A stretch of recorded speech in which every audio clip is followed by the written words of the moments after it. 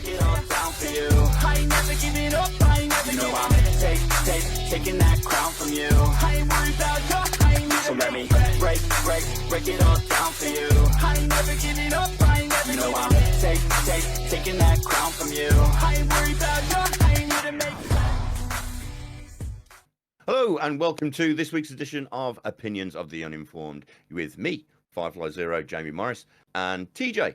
How you doing, Hello. TJ? The proper TJ over on Twitch. Not too bad, buddy. Yourself? I'm good. It's I've usual stuff. Been at work, been sorting out this, that, and the other. Got an email about work tonight on a Saturday. On a Saturday, lovely. No, I can't Still because I don't get those, thankfully. You're telling me you don't get emails going, I need to do some work.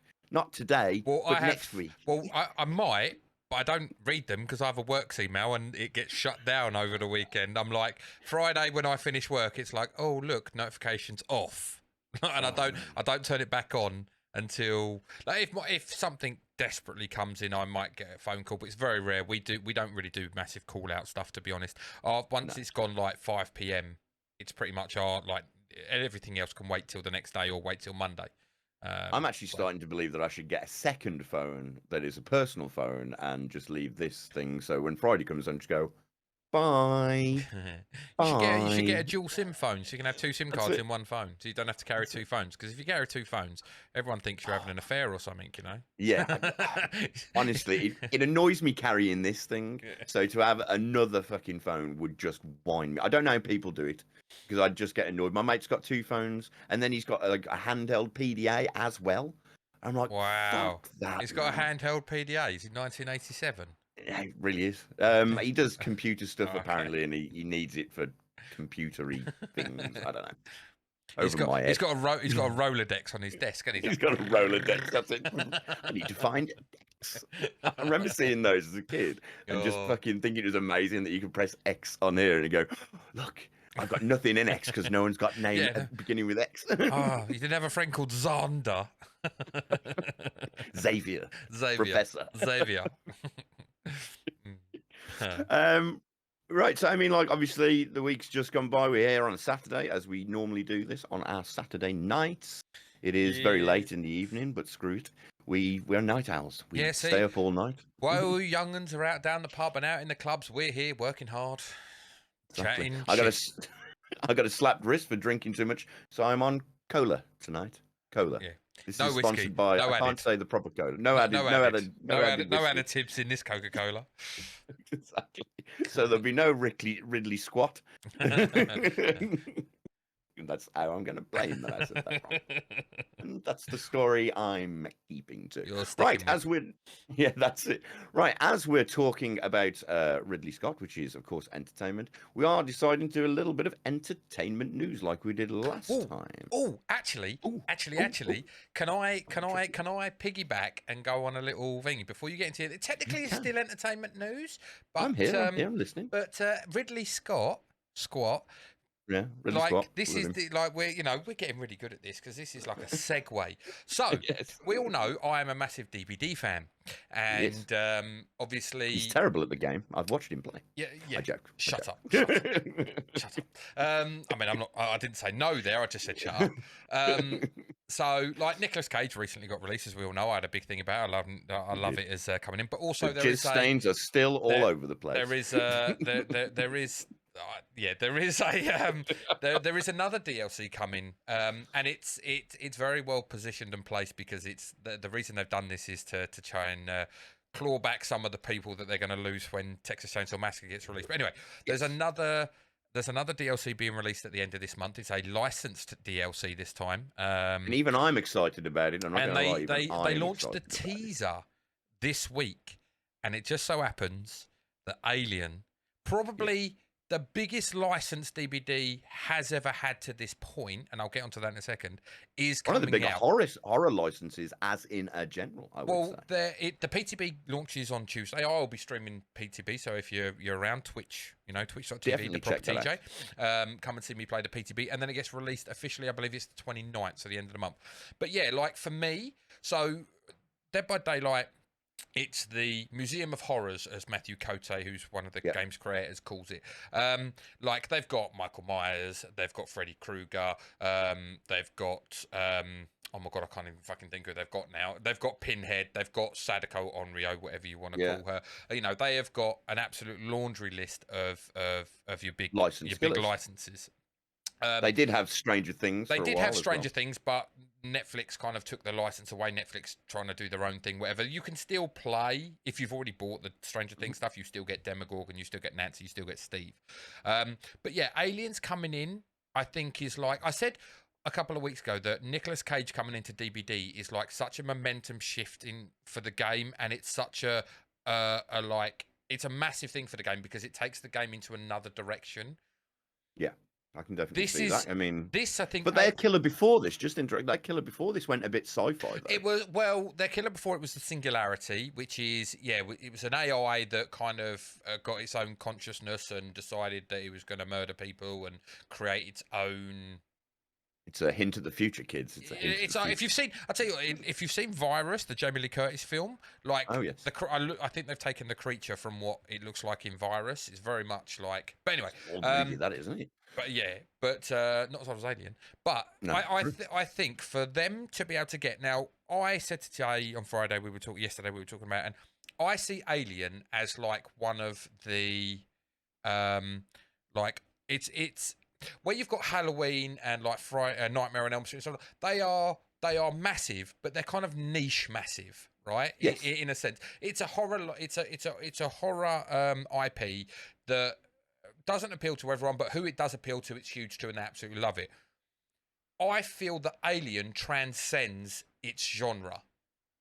I'd probably see that. It covers obviously multiple genre. Alien is horror. Aliens is obviously more action based, but just in the pantheon of entertainment, like movies and stuff, like it transcends above so much. In 1979, it got released, and to this day, name me a better horror film, a sci-fi horror film, than Alien. I guarantee you it's going to be in everyone's top 5.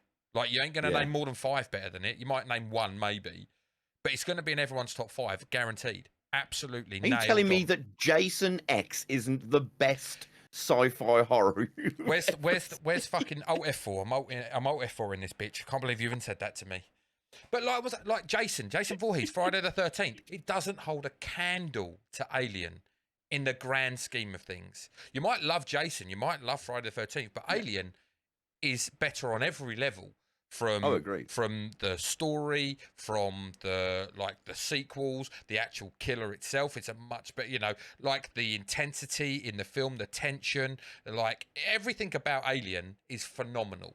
And Alien has crossed a lot of media as well. There's been a lot of crossovers. Terminator versus Alien, Alien versus Predator. I haven't seen Alien versus Terminator. I've seen Alien versus Predator. I've never knew there was a Terminator. It was a comic. It was a comic. Okay. But it's the same. They did another one, RoboCop versus Predator or Alien. I can't remember which one it was. I know they're all getting pushed into like Mortal Kombat and stuff like that, aren't they? Like Mortal Kombat have got Terminator, they've got Rambo, they've got fucking all of them. And I know Fortnite are getting them as well. Fortnite had Alien, Predator, and that. Didn't Alien go into one of the Mortal Kombats? Wasn't it Mortal Kombat 10 Yeah, I think like I say, like Mortal Kombat. I think Mortal Kombat had the license. I think they got the license for Predator and Alien, and then obviously as the years have gone, they've had Terminator, they've had RoboCop, haven't they? Yeah. They've had a lot of things. But I feel for this, for DBD, like I see this only being huge because I feel that this will make this license. I believe it's 20th Century Fox they got the license from, right? It's such a massive, and Disney, yes it is, it's such a massive license. It's the biggest license they've ever had, and I feel if they do this license justice, and this license does a fuck ton of money, which I think it will, it's going to make everyone else sit up and take notice and be like, maybe Dead by Daylight can actually, maybe we can give them our license because look at how well they looked after Alien and look how well they did with Alien. And I think it's going to open so many more doors, and more people are going to probably go to Dead by Daylight as opposed to Dead by Daylight coming and knocking on other people's doors asking for the license. You're going to have people going to DBD and saying, "Are you interested in our license?" And I think like for the longevity of the game for the next another 7 years, I do think they need to make changes in how the game plays, like maybe some more gameplay modes and stuff. But just in general, this license, I think you're going to see a skyrocket in the player base, and I think this is a very much people who have been moaning the last few releases and everything. This is going to pull a lot of people back in, and a lot of people, if they get it right, yeah. I think you're going to see a big upturn. I suppose we'll have to see what the ability of the alien is, because obviously Alien is very much an instant killer. Yep. Although, that said, it's a stalking killer, though, isn't it? Yeah, like, if you watch it's based on the first Alien, because the map's going to be the Nostromo. One from Ridley Scott. From Ridley Scott. We'll it's and the Survivor, they haven't officially announced the Survivor, but it's going to be Ellen Ripley. But I wonder if they haven't released the name, like who, because there might be more than one potentially. I don't know, but you know, who else would you put in? Well, I'm wondering if there might be, because what they did with like Resident Evil is like Resident Evil came out, and it came out with like 2 survivors. The original. No, it had Leon and Jill come in. They've had 2, haven't they? There were 2 Resident Evil. Sorry, the first license that came in, it had Leon and Jill, and then obviously they did Project W, but also they've had their extra DLC, like cosmetic DLCs. You've had Carlos come into it. You've had Shiva, I think her name is, come into it. I'm not sure. She's from Resident Evil 5. 5, yeah. I've never played 5, so I don't know who that. I'm your Resident Evil man. Yeah, Resident Evil. And I wonder, even though this is an Alien license, if they've got the wider scope, I wonder if we might get like Hicks potentially, either as standalone Survivor, probably not, because it is labeled as just Alien. But I'm wondering if we might get an alternate skin for Ripley, which would be Hicks, because they've done that before, male to female. You know, they've changed, because Cheryl Mason and James Sutherland, obviously Silent Hill, they are one, like, you know, they're different skins, same character. Big question: will they put the eggs in? Will there be facehuggers?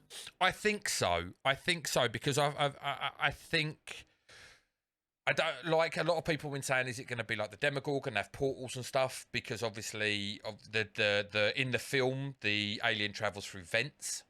But that would mean you having to create something on the map, like a vent system. It doesn't put down portals. Obviously, so I think maybe you're going to have like the eggs will open up as when people run close, and you might have something fly at you. You got to fucking dodge. But he's going to be a stalking killer, I would say, because he can only really be a stalking killer. Because the alien is a stalker in the original film. It's very, like, the original film was all based on isolation, you know, like that, the thing that something's always watching you, know, that claustrophobic feel.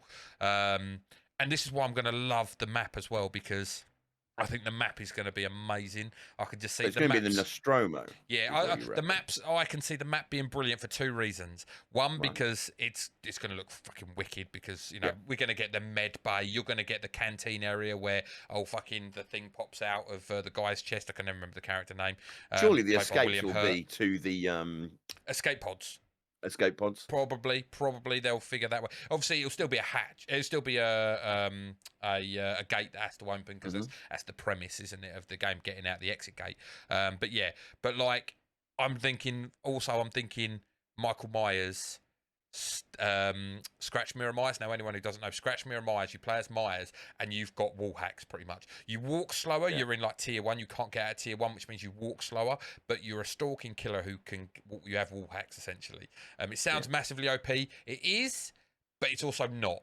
It's offset. Yeah.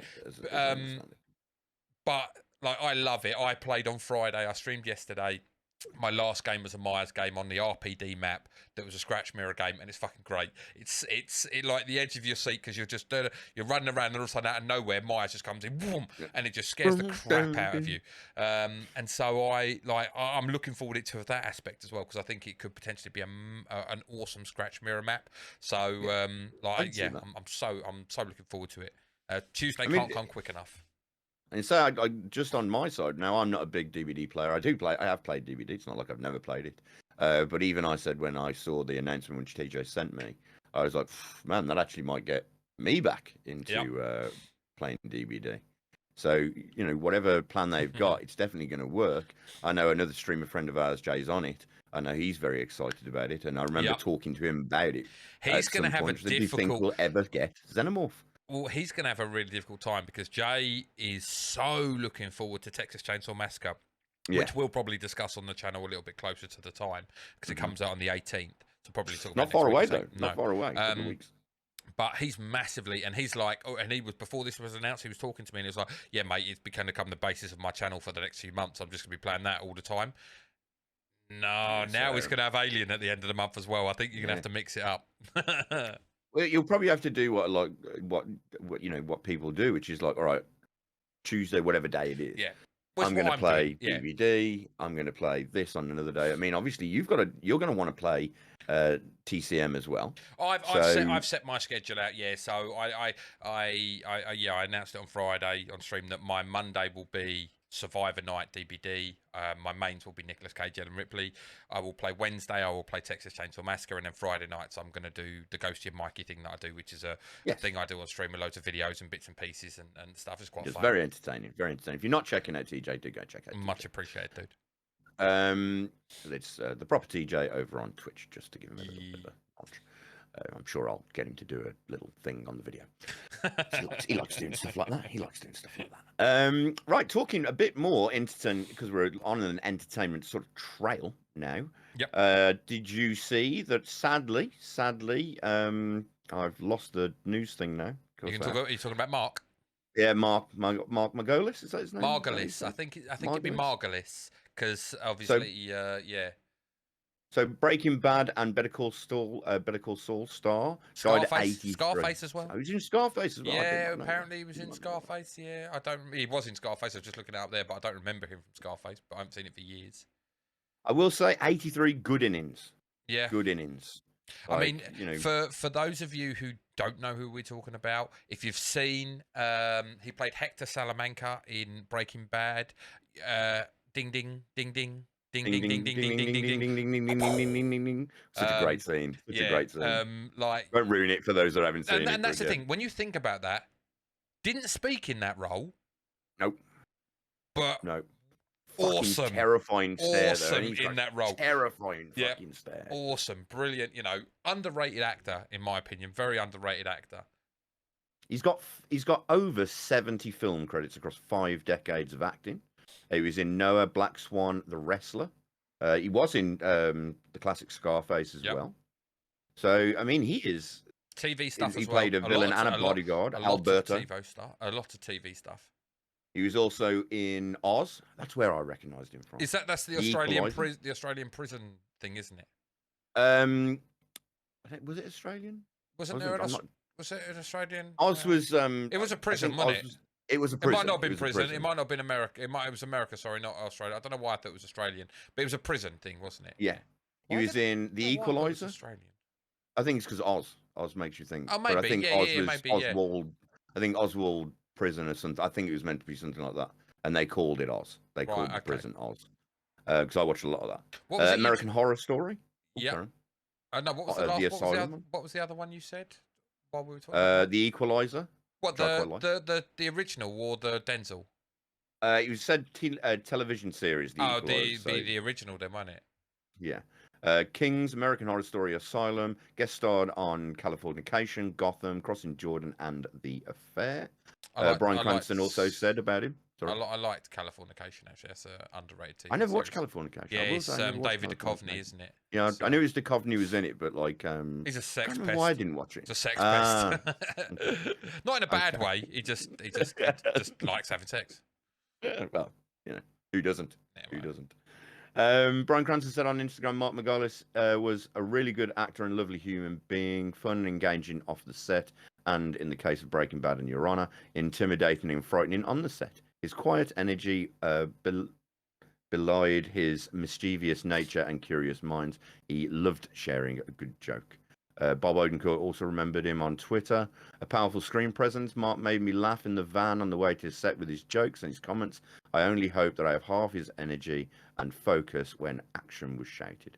So a lot of love a lot of love for him. He was definitely terrifying in what I saw him in. That's 100%. I've got the IMDb page up on this screen here, and obviously it's just showing a little montage of his clips. And I forgot he was Ace Ventura's landlord. And there's that scene where he comes in and goes, "I can hear all the animals. They're scratching on the walls. I can hear them." And he does the old with his keys, and all the animals go and hide. Oh, fucking, I forgot about just that. little roles like that. He's just like, "Oh, I remember him from that." Yeah, it's fucking fantastic. So, as we say, rest in peace. You're a nothing but an inspiration to a lot of people, obviously, and we love seeing you on screen. It will be, I'm sure, you'll be deeply missed within Hollywood or wherever it was that they were filming, which is usually Atlanta and other such places. So moving on, I think, what other news did we have that we were discussing earlier? You had some DC news, didn't you? Yeah, so DC news, it turns out that even though everyone was terrified that the Gunniverse, the Gunniverse was going to axe all the original Justice League folks, but it turns out that 2 of them at least are staying. Gal Gadot is in talks with Gunn at the moment about doing Wonder Woman 3, or maybe a new Wonder Woman, I suppose. It's never really been specified which. And it looks like Jason Momoa, that's right, Jason Momoa, he is going to stay as Aquaman. So I'm sure a lot of panties will be, a lot of people will be happy to see that. Do you know what, right? Bronzed Adonis. Did I ever tell you the story about me and Aquaman? No, carry on. Okay. You'll laugh, but so I was working. I hope so. We were doing a clearance at this house, right? The person died. The neighbours had bought the house. They were going to do some work, extend their house or whatever. But it had been left to go to shit, so we had to clear it. The woman who had bought the property, she came with her son. Her son was probably about 7, 8 years old. I believe he was autistic. And she was talking to us in there, and he was standing there, he was like hugging his mum and everything while he was talking to us. And she turned around, and I had sunglasses on at the time, and I'm just in my work, no hat on, just laughing, and I don't have long hair or anything. And she just turned to her son out of nowhere, mid conversation, and went, "Don't you think he looks like Aquaman?" And I've done the old like. His head's going to be like this. No, mate, it's so embarrassing. It's so embarrassing. And I'm like looking around going, who the fucking hell is she talking about? And she's like, yeah, like man. I'm like, and the 2 guys I'm working with are pissing themselves laughing. And I'm just like, all right, okay. It gets worse. She turns around to her son and goes, "Would you like a photo with Aquaman?" I literally, the son come over, stood next to me. I had to have a photo with this random child. Have you got the bicep out? No, I didn't. I was dying inside. I had my sunglasses on, and behind my sunglasses, I was dying inside. The guys have stepped to the side so I can see them behind the woman, wetting them. They're taking a photo of the woman taking a photo of me. I'm going to have to try and find it and send it to you. And I was so fucking embarrassed because then... that went all over. We've got a Works WhatsApp group. That went all over the Works WhatsApp group, and I'm getting photos of my face superimposed on fucking Jason Momoa.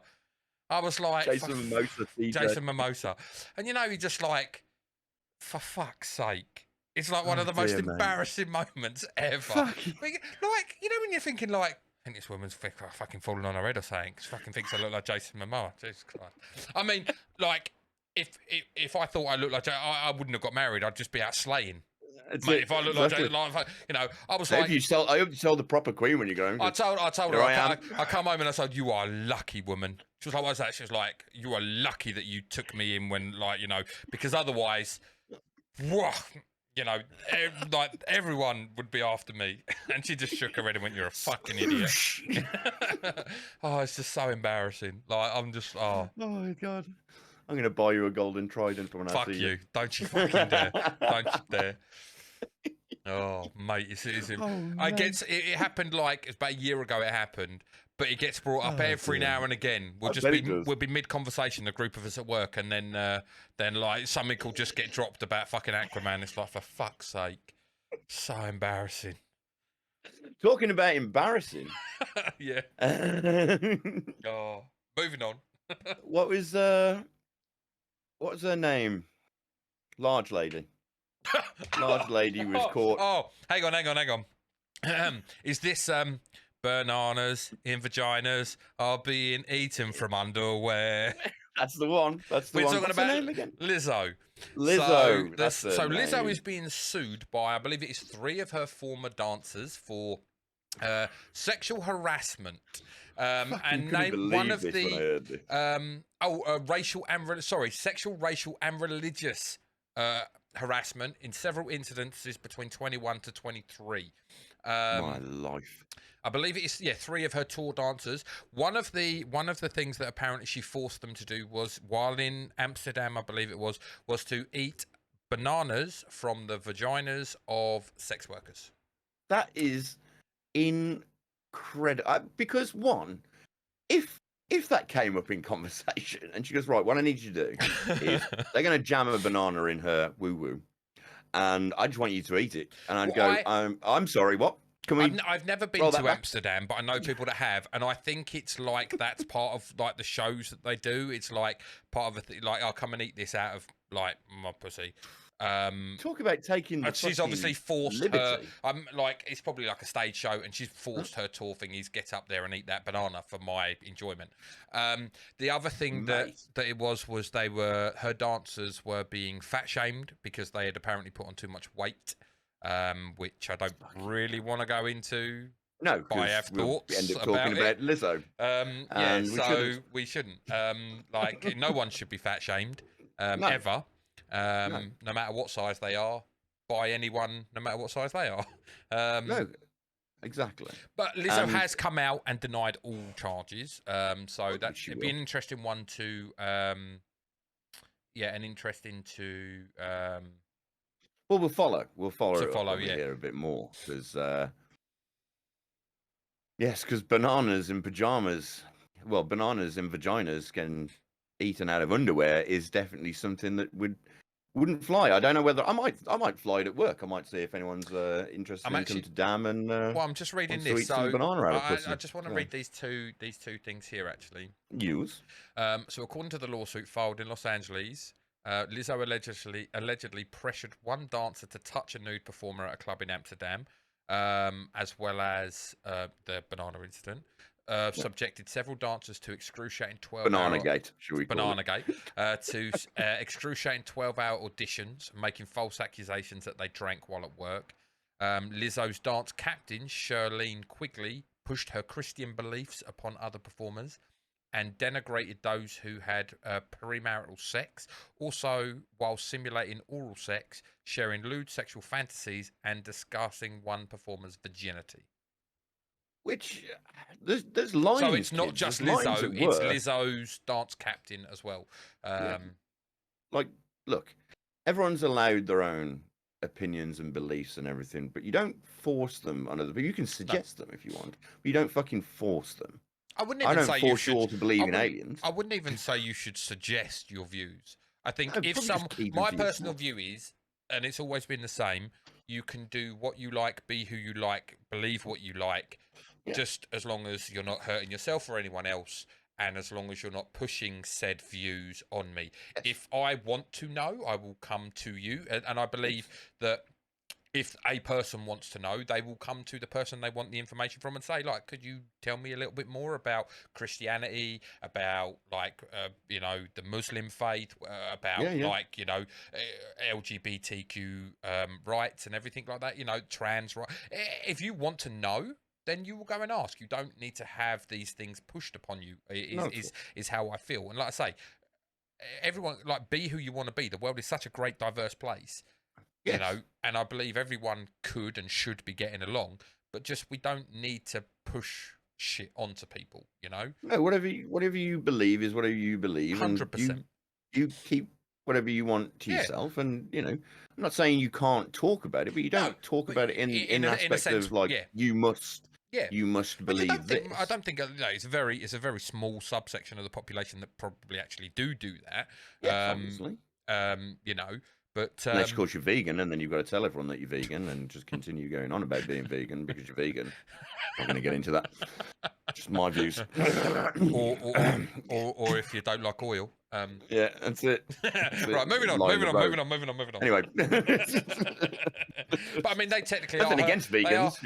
I don't need to know it. They are technically hurting each other. Did you see a report the other day? Just going on a little tangent about the oil. So they're super gluing themselves to roads and that, aren't they? Because they're super fucking smart. Well, their next thing was actually concreting their hands to the pavement, and there was this video of this guy who had to. I mean, it saves plastic if you think about it, because then you're getting human speed. Do you know how much plastic's in cement? Anyway, I was talking about the road thing. Well, so obviously he's concreted or cemented whatever his hand to the ground. They've had to get the old Kango out. He's come out and he's got a fuck off slab on his hand. The guy, I need to follow up on it, may have to lose his hand because they don't think they can actually remove. They don't think they can remove the concrete and tarmac from his hand without him losing his hand. Guys, I hope it was worth it. I hope it was worth it because I can tell you now, you losing your hand is not going to affect what you want it to affect. It's not going to affect the change you want it to affect. No, exactly. Find a better way to protest. Don't cause damage to yourself. Or the road. Or the road. There's so many fucking potholes, and I need another one from where your fucking hand was. Yeah. Jesus. Anyway, moving on. We said you can have your own opinion, but it appears that me and TJ have got opinions. Anyway, unless it doesn't fit with our agenda. This is our show, damn it, and we'll do it our way. All right, carry on. So it looks like Turtles and Sharks can't take down Barbie, according to Variety News. So Teenage Mutant Ninja Turtles Mutant Mayhem has come out, and the Meg 2, The Trench. Both projected openings north of $28 million at domestic box office. That's America. Obviously, Barbie is just, I believe it's still slaying at the box office. It had a notable, that and Oppenheimer definitely had a notable drop, didn't they, in week 2? But a notable drop for them is still going to outdo 90% of other films doing their opening week this year. Because they reckon it's going to make maybe $1 billion or maybe it'd be interesting to see what makes $1 billion quicker. Avatar, Way of the Water, because that was this. Was that this year or was that late last year? It was this year, wasn't it? I might need to look at that. Was it this year? Oh, I'm just trying to think now. Maybe it was. I think it was the end of last year. Christmas time? Was it Christmassy time? Oh, that's actually, yeah. Hang on, let's have a look. Because it's just made me. It's come as a 2022 film, but where's Wikipedia for the actual release date? Release me. Well, he looks things up. December man 6th. Looks at things. December 6th, yes. Yeah, okay, fair enough. Okay. Well, it would still be interesting to know because I imagine that was the last massive blockbuster. Fast X, I don't think was going to reach a bill by itself. No. So I enjoyed Fast X. Obviously, but at the box office, it's saying collectively 2.32 billion for Way of the Water. So it'd be interesting to know what reaches $1 billion quicker. Way of the Water, Barbie, Oppenheimer. I don't think it'll be Oppenheimer, but Barbie may. Well, it's still a summer movie, so it's in the same wheelhouse as trying to do, Christmas movies are there during it's your two things a year in it. Christmas and summer holidays are your two. When you release your two big franchises, or your big movies. In other film news, did you see that Saw's going to get Saw 10, and apparently he's coming back again somehow? Timeline, isn't it? It's set like after the first, before the second, or something like that. Because Amanda's back as well, isn't she? I did hear Amanda's coming back as Piggy. They released a trailer this week, I believe. Yeah, they released a trailer. I am here for it. Not because I think the film's going to be great, just because I'm a sick sadist who likes to see people get mutilated in fun and fantastical ways. It's why I love the Final Destination movies. Yeah. Like the storyline was shit. Tony Todd was a weird death kind of character, but still, But I'm here for watching people get things fly through their eyeballs or get splattered by a plate glass window from a giant height, go into a dentist. Like a little bit of gore. Well, it makes it interesting now because every time I go into the dentist, I think, right, okay, is this light gonna, make a spark that's gonna land on this water that's then gonna trickle out here and this set a chain reaction, and I'm gonna get the fucking drill go up my arsehole. I'm like, what could happen? Not that I want everyone to think about me in the shower, but whenever you when you get in the shower and you get that little, and you go, oh, I'm like, fuck, that could have been the end of me then. It went all very, very badly.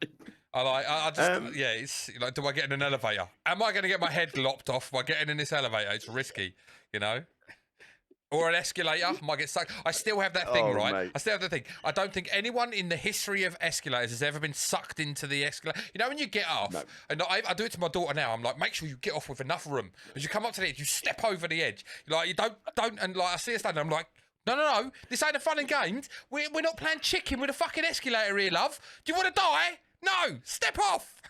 You're taking risks with your life, damn it. And I was like, no one's probably ever died by escalator. Like that way by an escalator in the history of escalators, but you never know, people. You never know. Do not test it, because one day I'll read about your death on an escalator and go, they should have learnt. We have been warned countless times about escalators and their potential for death. Fucking death traps. I mean, every supermarket in the fucking known universe has got them, but they're death traps. Death traps, god damn it. I know they're always fucking broken. In an age of health and safety, how dare they pass? Exactly. I'm a large man. I don't like to walk upstairs, and every time I see the fucking escalator, there's some cunt working on it. Annoyed. Martin Short. Martin Short. I'm doing it again. So I got Jason Momoa, Ridley Scott, and Martin Shorting, or whatever you just called it. Martin Short could win the Emmy for lead actor. Have you watched Only Murders in the Building? So I've seen the first few episodes. That's the Disney thing, isn't it? Steve Martin. Martin Short. Martin Short, and I can never remember her name. Selena Gomez, is it? Selena Gomez, yeah. Selena Gomez. It's an interesting thing because it's about a podcast. Yes, it is as well. The thing is, it's like these things. I started watching it. I was really enjoying it. I started watching it with the wife. The wife's like less than impressed. It was like, okay, I need to watch it by myself. And then I'm like a fish or whatever, the 6-second memory. I'm like, oh, look, shiny thing. Like, I get distracted and I haven't gone back to it. But it's got a good premise to it. I'm looking forward to the third season. I've watched both seasons. Absolutely. Well, the first two, so I'm at the point where pretty much they're doing the podcast and everything. There's been obviously the murder and that, and you're starting to find out about Selena Gomez and there's some little dark history going on there. So I will go back to it, but I definitely recommend it. I definitely. I love a murder mystery though. I'm very much into same murder here. mystery. Glass Onion, Knives Out, brilliant films. I'm looking forward to the next Agatha Christie film that's coming out because. How can you say that right and you well. can't even get Ridley fucking Scott right? Agatha Christie. Yeah, there you go. Say Hercule Poirot for me, please. Hercule Poirot. I'll tell you what, actually, with him, what's his name? Kenneth Branagh in the Hercule Poirot films, like Death on the Nile and The Orient Express, Murder on the Express. Murderers on the Orient Express. Yeah, good films. Really, really good. The next one's like a horror one. It looks fucking great. I really enjoyed them. Good films. I think they're on Disney. Go and watch them, people. Yeah, go and watch them. But the next one comes out, I think, on September 18th, I think. Let me check. Nice. Let me just do my man looks up thing on internet. Yeah. There he is. Another good actor, isn't he? He is. He's fantastic. He is absolutely fantastic. Death on the Nile. What? Really? Can we not just do them in decent people order? in that as well. When you think Death on the Nile was like Gal Gadot, wasn't it, as well? A Haunting in Venice Hammer, is what it is. A Haunting in Venice. Venice. I can say that word. So I mean, obviously, I know we're doing a little bit over on our entertainment, but there's a lot of entertainment to be chatted about. That's all right. It's all good. This week, also in video game news, saw the release finally after a couple of years in early access of Baldur's Gate 3, which TJ is annoyed about. But I'm going to I'm not. I'm not annoyed. It's just not my type of game. Although I did find myself sitting there, like looking at pictures on Twitter of people's characters that they've made and thinking the fucking customization on the characters is fucking awesome. And if I was, there's like about a bajillion different kind of characters you can be. A lot of wangs. And a lot of wangs. And I was thinking to myself, like, if this was the kind of game that I could get into, I would lose at least 2 weeks on just character creation alone. Like, because there's so much. Yeah, people have spent like at least. I mean, I started a campaign with some of my friends the other day, and we spent at least an hour in character creation. Maybe because I was looking at a dragon's penis, and I was like, I've just got to know. I've got to know what do people assume a dragon's penis looks like. Curiosity. So now I know. Was it scaly? It was scaly. It was very scaly. That's really weird because I imagine it's not an outie. It's like it's an innie, if you know what I mean. like most animal penises, they're like innies, and then they like pop out. Yeah, yeah. So I'd then imagine like it wouldn't be it wouldn't be scaly on the inside. Small balls. Oh, small okay, balls. right, okay, yeah, cool. Wasn't expecting. I thought bigger balls. Yeah, but then like, I wonder if like when they're flying and balls. stuff, wind resistance from the balls. If you got big balls, you're flying over trees, you might catch them on a treetop or something. True. Nobody wants that. Nah. I mean, it's just one flick to your bollocks and fucking, I'm in pain for at least an hour and a half. No, dragging My wife down. knows how to do that. Dragging down, why? Mountain tip to the balls, you know? That's it. That dragon's come down. It's catching it. Absolute devastation. But no, it's very, very good. Apparently, just to let you know, the main story is about 100 hours, but there is 173 hours of cutscene. Wow. Because there is so much choice. Something I did read, sorry to interrupt, was that people are massively praising it because in the age of microtransactions of like 40 billion bits of fucking DLC that, you know, you never buy a full game anymore. You're buying 10% of the game because the other 90% is going to come over the next 2 or 3 years in DLC. Apparently, it's like pretty much the full game. Like there's no microtransactions. They said it's no pay no to cosmetics, win. none of this, none of that pay to win bullshit. I mean, the game is based on Dungeons and Dragons 5th edition, and it's the closest thing that anyone's ever come to. It's gorgeous as well, absolutely stunning, like graphic wise. Looks like you need like fucking a NASA computer to play it, but yeah, cool. I don't think that the specs are that high. Because if you ever, like, they did Larian Studios, who are the devs, they did Divinity 2 first, and that run on PlayStation 4 just fine. And that looked gorgeous as well. And you think, like, how are these wizards managing to nail this? Apparently, EA and Ubisoft devs come out and was complaining, saying, well, we just don't have that kind of time to work on that game. I was like, well, yeah, no. It's shows, just, it's just that your money grabbing bastards who are like, we need to rush out like version 28 of this game the next year rather than leaving a game out. Like FIFA could be a 2-year game. You could have the same game for 2 years and actually update it for update the transfers and everything, and then update the actual game so we don't get the same fucking game every year. Because you don't change you charge 70 quid for the same game again. But it's you don't even add anything in. Ultimate Team makes them so much fucking money and shit, doesn't it? But it's like with everything, like Assassin's Creed. Actually, like maybe take 5 years off and make a fucking better game rather than trying to get Assassin's Creed Black Flag 64 out, you know? Mate, they have announced like 4 Assassin's Creed games. There's Mirage, which is actually going back to its roots where it's going to be a bit shorter, they say. Yeah. There's one in feudal Japan, I believe. There's a talk of a World War II one, which sounds awesome to me. A World War II Assassin's Creed game actually sounds pretty good.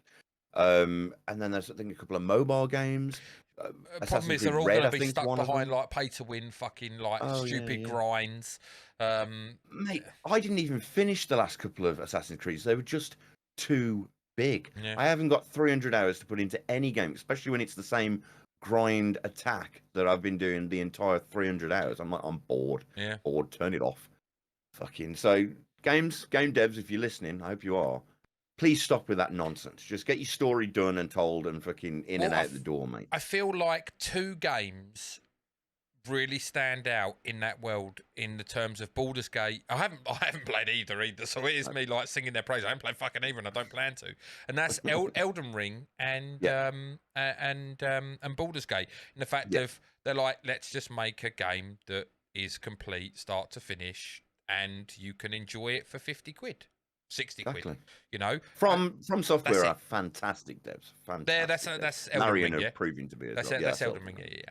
And they've got Armored Core 6 coming out later this month. I know you're excited about that, aren't you? 26. Yes, because I love me some gigantic mechs shooting missiles and dodging missiles. They like it. Right, so that was just a little bit of video game news for those that are interested in a little bit of video games, because we play video games over here, believe it. So, talking from one media into another, we, of course, if you caught us last week, I'm getting good at these segues and transitions.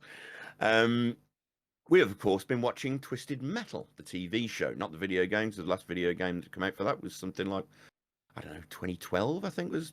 Never played any of them, to be honest, so yeah. So, for those that are wondering, I did find out a little bit of information before we get into it. Yep. So I found out what the budget was for Twisted Metal, and it's a pretty big budget for it. Well, for the whole, I was going to say million. for the whole series, I was going to say about 100. So no, 86 million they got for the whole series. Makes a lot of sense because it's even just watching the first 2 episodes that we did spoke about last week. It looks like it's a more high budget. You know, things actually look real. You know, you can tell when they're cheap CGI and stuff, and they've not got a massive budget behind it. This one actually looked pretty decent. So, and they haven't scrimped on actors, have they? Really? Because you got Anthony Mackie, you got Nev Campbell. No and yes, in a sense, I suppose, because they're still not what I would call they're not your A-list actors. Like if Anthony Mackie you replace him with like a Chris Hemsworth, that's there's a big jump. You know what I mean? They're still top actors, but like Stephanie Beatrice is a TV actor. I don't mean no disrespect on that. You know, Brooklyn Nine-Nine. I don't really know what much movies done. Anthony Mackie, I wouldn't say he's a household name superstar. He, you know, if he didn't, he is becoming Captain America though. In the new film. So his star's going to rise, but is he becoming Captain America too late because we're on phase 79 now? You know, of the Marvel universe. And let's face it, phase 5 of the Marvel. It's so poor at the moment, you know. But I think a lot of superhero movies. I think we may be superhero movied out, but that's a different discussion for a different day. Unless there's Guardians, and I'm here for that every day of the week. Guardians is great. Guardians is awesome. More James Gunn. But I feel that they're like, these are the kind of actors that I expect to see in these type of TV shows. Because they're not your tier 1 A-list actors who you're like, oh my god, he's fucking done a TV show. But they're like that. Oh yeah, I can see him in this, and I can understand why. Like as time has moved on, TV is more an acceptable medium for actors like Anthony Mackie, and you know, well, it's definitely moved away from the movie star, TV star realm, hasn't it? Now you get a lot more crossover. There's that more crossover, but like I say, it's you know, unless there's something that, you know, the actor goes, oh, I had to do this part, because I mean, John Doe is not like a part for the ages that, you know, someone might be like, I was drawn to that part. But yeah, so yes, good actors, but not massive actors. In my opinion. I mean, I think they're good for what they're going for. Yeah. Obviously, you know, so I don't know if anyone knew this. I can't remember what we said about it last week, but obviously, Twisted Metal is actually wrote by the Deadpool and Zombieland guys. I didn't. So, and it shows. It shows a lot more, I think, in these. So the first episode that we're going to cover today was episode 3, which was called, I think, Not the Law 1 or N. Yeah, they're number plates, aren't they? Yeah, they're number plates. The names are like they're done in number plate form. That's it. So brilliant start to the episode. Brilliant start to the episode. Yeah, I thought it was a really, really good start as well. Absolutely fantastic. I feel this is, sorry to interject there, but I feel this is what we noticed, like especially the first episode. So obviously we watched 1 and 2 last week. We're going to cover a few episodes this week. I felt that the start of the first episode was strong. You know, the mall, him driving around the mall, comedic moments, and that. And I felt like this started exactly the same. Because I was like, oh, okay, where 2 ended with them arriving at the dam and then getting tased. I was like, okay, we're just going to get straight into that for episode 3, but to get like the origin that we got, which I thought was really good, and I think it was a good place to put it, because you've had the intrigue of the first 2, and now you're probably going, well, what did happen, and when did it happen? And it wasn't stupidly long. No, it just got in and out, and you know, you basically got the gist of it, because at the start of the first episode, he sort of covered that something happened to technology, a bug, I believe. So, you know, there's talk of almost Y2K. Yeah, I was going to say Millennium Bug feels. Yeah, and it was 2002 that apparently this whole system went down. I remember seeing the old Nokia popped out, and I was like, Nokia. Playing Snake. Yeah, playing Snake. It's all anyone did on that phone. And obviously you got to see the origins of Agent Stone, or Officer Stone, as he would have been at the time. Yeah. Now, just for those that are into the video games, Agent Stone was a secret agent in the video game. He wasn't a police officer, but that was Agent Stone in the video game. Was very much he drove a really, really fast car, had all missiles and everything, as all the cars do. There was actually, over the episodes that we watched, there was a lot of nods to the video game. So Mike and Stu Mike and Stu. They're actually from the video game as well. They drove a monster truck in the video game, not police officers as you see them in this. There's Agent Shepard. He was the second person to drive the secret agent car in one of the latest sequels as well. Yeah, well, he is Stone's right-hand man, isn't he, in this? He was. Yeah. But we'll get into that in a minute. Yeah. But yeah, so it opened up and we saw two girls talking. Sorry, did it actually? It did give the year, didn't it? 2002. 2002. Yeah. Sorry, yeah. And I think they're meant to. I assume, because of what Anthony Mackie's character said, John Doe has said a couple of times, is that it must be 20 years on. So they filmed this in 2022. It's set in our time now. Just obviously, different. But time sort of stopped in itself.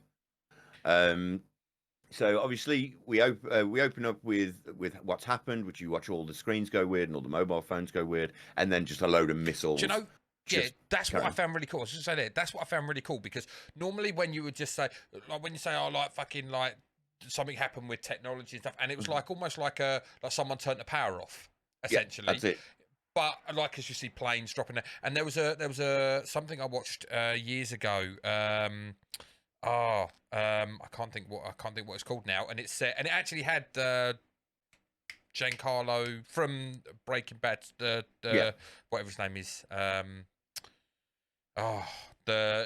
whatever. Anyway, Gus Fring's character. Gus. Giancarlo Esposito. Yeah. I can't remember. Yeah, I did a minute. I can't remember. But, come on, all right, you want to be man looks up thing on the internet. It's like Esposito, yeah, Giancarlo Esposito or something like that. I'm not gonna be able to say it anyway. I can barely say fucking Ridley Squat.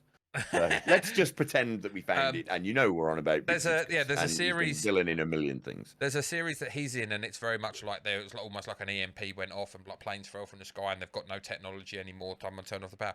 But I was thinking that's what happened with this after listening to what happened in the first two episodes. But then when you realise no, it's fucking worse than that because you start seeing like every missile was launched as well.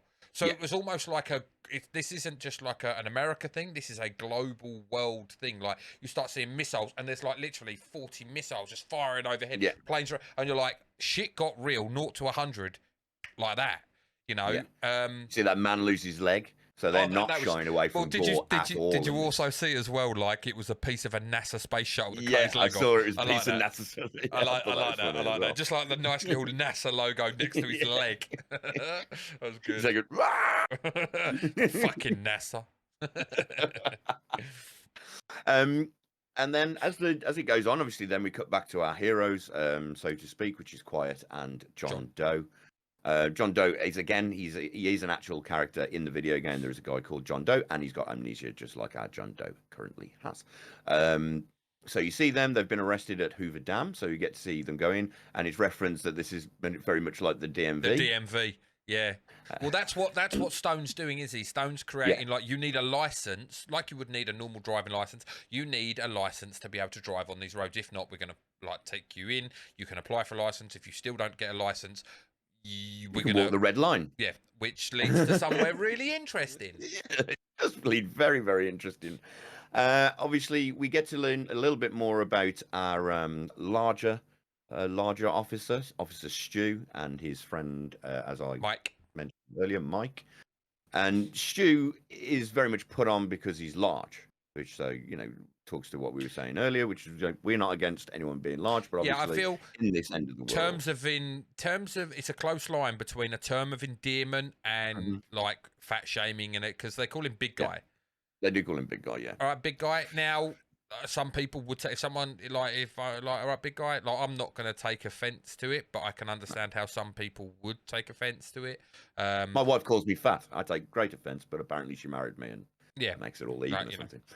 I suppose it depends on how it's conveyed, and it's definitely put on in this that it's conveyed like all right as an insult instead of just calling him. You might just call him Chunk or something like that. Call him Stu. That's his name. No, but that's too simple. I mean, he's got the shortest name in the whole series, and they make it bigger and two syllable. Yeah, great. But it'd be easier to say Stu. Yeah, it would. I tell you what, they show some very, very interesting torture for our two heroes, don't you think? So yeah, obviously, what they strip down Evelyn, which is the John Doe Scooby. They strip her completely down, and they find a map. Now we referenced the map last week when we said they're literally like, you know, the fucking child maps that you get, and but someone has actually plotted the map. Like, I didn't really know the significance of the map so much. I just thought, oh, okay, this is the only map they've got. But what they've actually been done is the maps have been, so Stone has checkpoints everywhere, like this one, the Hoover Dam, and these maps actually circumvent all of these checkpoints. And when he realizes, he's like, hang on a fucking minute, like, who's made this? And he wants to know the cartographer, aka map maker, where John Doe doesn't know what cartographer is, because a lot of people don't. He was very young in 2002. So I bet if you asked a lot of people, they wouldn't know what a cartographer was. Correct. Very much probably a dying art form. And yeah, so they want to know who made the maps, and so they go down the route of torture, and it's bordering on the like ridiculous, and then the okay, I expect that as torture, because there is waterboarding.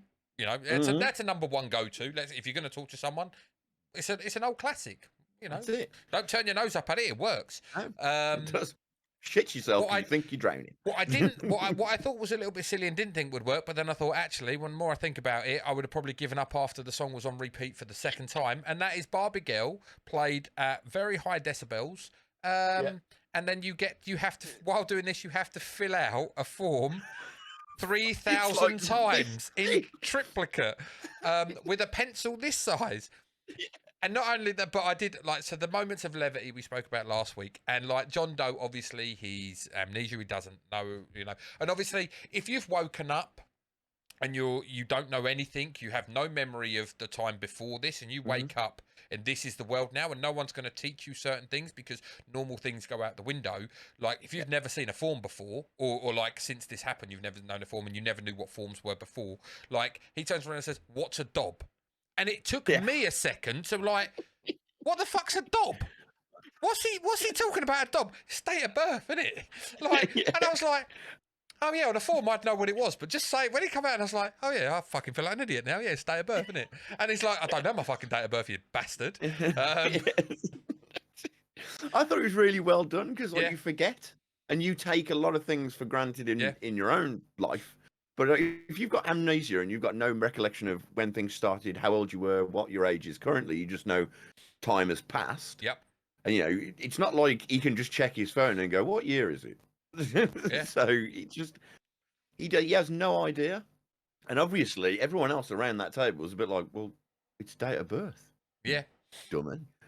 But and you see how much, because they're trying to write with that little pencil, but later when you see him filling out the forms, the fingers are bleeding. Blood, and I also noticed when they're sitting there later in the chair, you got blood in the ears as well. Yeah. Oh, what they make them? What do they make them watch, and then spray them in the eyes with mace? Oh shit. I can't remember what it is now. Oh mate, I just kept thinking of Blank Man, but that's obviously that's later on, isn't it? Later on. What do they make them watch? I cannot remember what they make them watch. Oh yeah, and then they're like, they spray them with like mace or whatever, don't they? Oh yeah. They're literally forcing their eyes open like that. It's like Clockwork Orange type thing, isn't it? You will watch this. You'll watch it, and then they keep asking them. Honestly, it was pretty good. It was pretty good. I mean, I suppose. Because you think torture, you think, oh, they're going to be like ripping fingernails off, waterboarding, etc., etc., etc. But they don't do that. They do it in such a weird way. And I never thought about it as torture. But like you say, if you play Barbie doll loud enough and then make me fill forms, I can't even focus.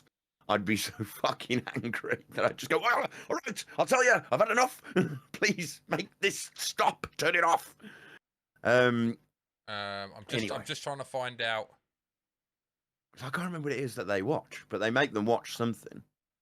And it must be torture. Oh, I can't. Yeah, I can't find it. I can't fucking find it. I can't remember what it is. Bug me now and all. I cannot think what it is. Hold on. Can I? there going to be any? It would have been funny if they'd have put Brooklyn Nine-Nine on there. Yeah. Can you imagine? Oh. A lot of Brooklyn alumni in this, to be honest. There's a few people. I won't ruin it for people who haven't seen it, but yeah, there's a few Brooklyn alumni. Hold on. Yeah, but yeah, so trivia. So yeah, if you carry on with that, I'll thinking. So obviously the torture, pretty much John Doe. They turn around to John and it's like, tell us, and it's like, look, I've known this guy for as long as I can remember anything, and this guy has done more for me than anyone else ever will. So you're never getting this information for me. So they're like, right, we're taking them to the Red Line. And we find out that the Red Line is pretty much leads you to a waiting room where you have your number called as if you're at the supermarket waiting to get your fucking sliced ham from the deli counter, which then you're led down a corridor to the door which opens up to the Hoover Dam, and you get chucked out in the Hoover Dam. Well, you get a choice, don't you? You can either jump out or be pushed out. You can either jump out or you can be pushed out. So and this is where, like, Stu, as we spoke about earlier, he is constantly getting like joked about and everything, and he's coming kind of like to the end of his tether, and you can see he's there for the turning, and John Doe and Quiet manage to talk him round. Into like, come on, because he doesn't want to kill, does he? No, he doesn't want to kill. Although I think we're going to see a nice little, but we'll get to that in a bit. Yeah. And he's like, do you know what? Yeah, I'm going to save these people, and I'm going to save myself, because I think Stu realizes as well that his time there is done. He's not going to survive in that environment, so he probably sees them as his way out, as well as like, I can save these, and these will give me a way out. So he leads them to the gift shop. Now the gift shop has all the weapons in, all their clothing, all the items and weapons, and of course at this point, Quiet has obviously got her own agenda because of what happened with her brother. So she wants to find Agent Stone. And I suppose what we've not touched on is you actually see Agent Stone's origin as well, don't you? Because he's basically a mall cop who's he's power crazy. Yeah, he's like a bit downtrodden. Like, people take the piss out of him. People don't listen to him. His authority is very much in question. Like in back in 2002, and when all the shit hits the fan, he's in his home. There's obviously his neighbours know that he's a police officer. He's got guns, so a couple come in and pretty much raid him of his guns, call him a prick, pretty much, and then fuck off. Always called him. They always thought he was an arsehole. Oh, arsehole, yeah, that's right. They thought he was an arsehole, and and then he goes down that drunken stupor of like, oh, I'm fucking useless, until.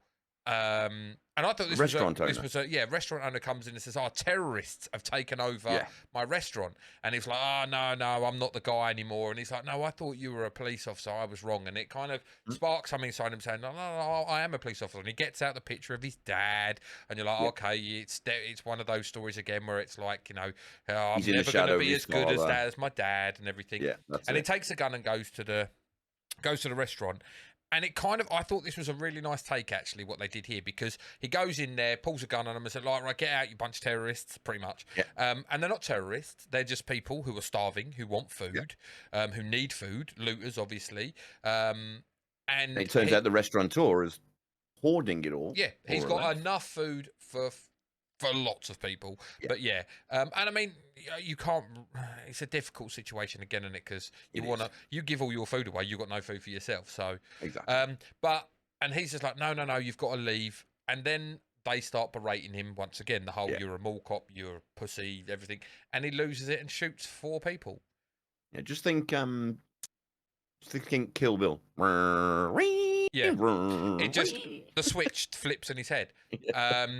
And then the teddy bear, though. Don't forget about the teddy bear. He sees blood from under a table, goes to investigate under the table. He's obviously fired a bullet under this table, and there's what looks to be a little girl under the table and a teddy bear, and he's obviously killed this little. And rather than take his own responsibility for it, he doubles down on the fact that it's these other guys. It's like, you made me do this, you made me shoot this child because you made me shoot you, and it sets on a chain of events which has led to Stone to where he is now. And I think it's a very strong origin story. Yeah, I think it was. It sets him up nicely because, like, a little bit later on, you see he still has that teddy bear.